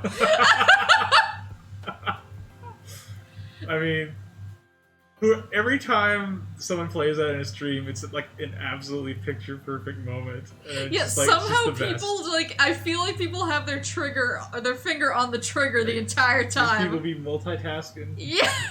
Dream of Oak next time you redeem the Titanic Yes. music. Know that your points have pleased me greatly. Yeah, your points have pleased me greatly. But that's all the questions I have. Very. I'm trying to think. I don't want to. I feel like we have so many more Maple stories, but Indeed. um. Some not fit for public consumption. I'm gonna end the stream. But I just wish we had questions for you, but I just don't want to do anything doxy. No, Yeah. you're fine. I mean, You're fine. I would have prepared questions ahead of time. We can do something else someday. It's not like we don't know each other. That's That's true. Next time I This is part actually one. get a chance to take the rare week of PTO or whatever, I can actually come up here for a sequel. A sequel. Squeak. The squeakle. But yeah, so that's it for our chat. Thank you guys for submitting questions. Maybe we'll have a sequel someday, but thank you for listening and Thank you for putting up with our lengthy, rambling nonsense. There's one thing we love, it's making a fool out of ourselves on live broadcast. Now I just made myself big so you two are small. Okay, so this is our Well, voices that's- now. We talk like this. Make only your arms big, like John Cena. I need to get that capability back. I'm too high tech now. But let's see. I'm gonna end the stream, and because this is pre-recorded, I'm gonna what's the word? Have a good night.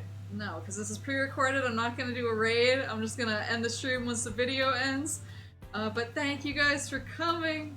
Thank you all for raid. listening. Yeah, thank Thank you you. guys. Thank you guys for coming. Thank everybody for listening. Thanks to everyone, all the places, all the times. Do we get to say Otsumus? And if you want. Alright, 3, 2. Otsu!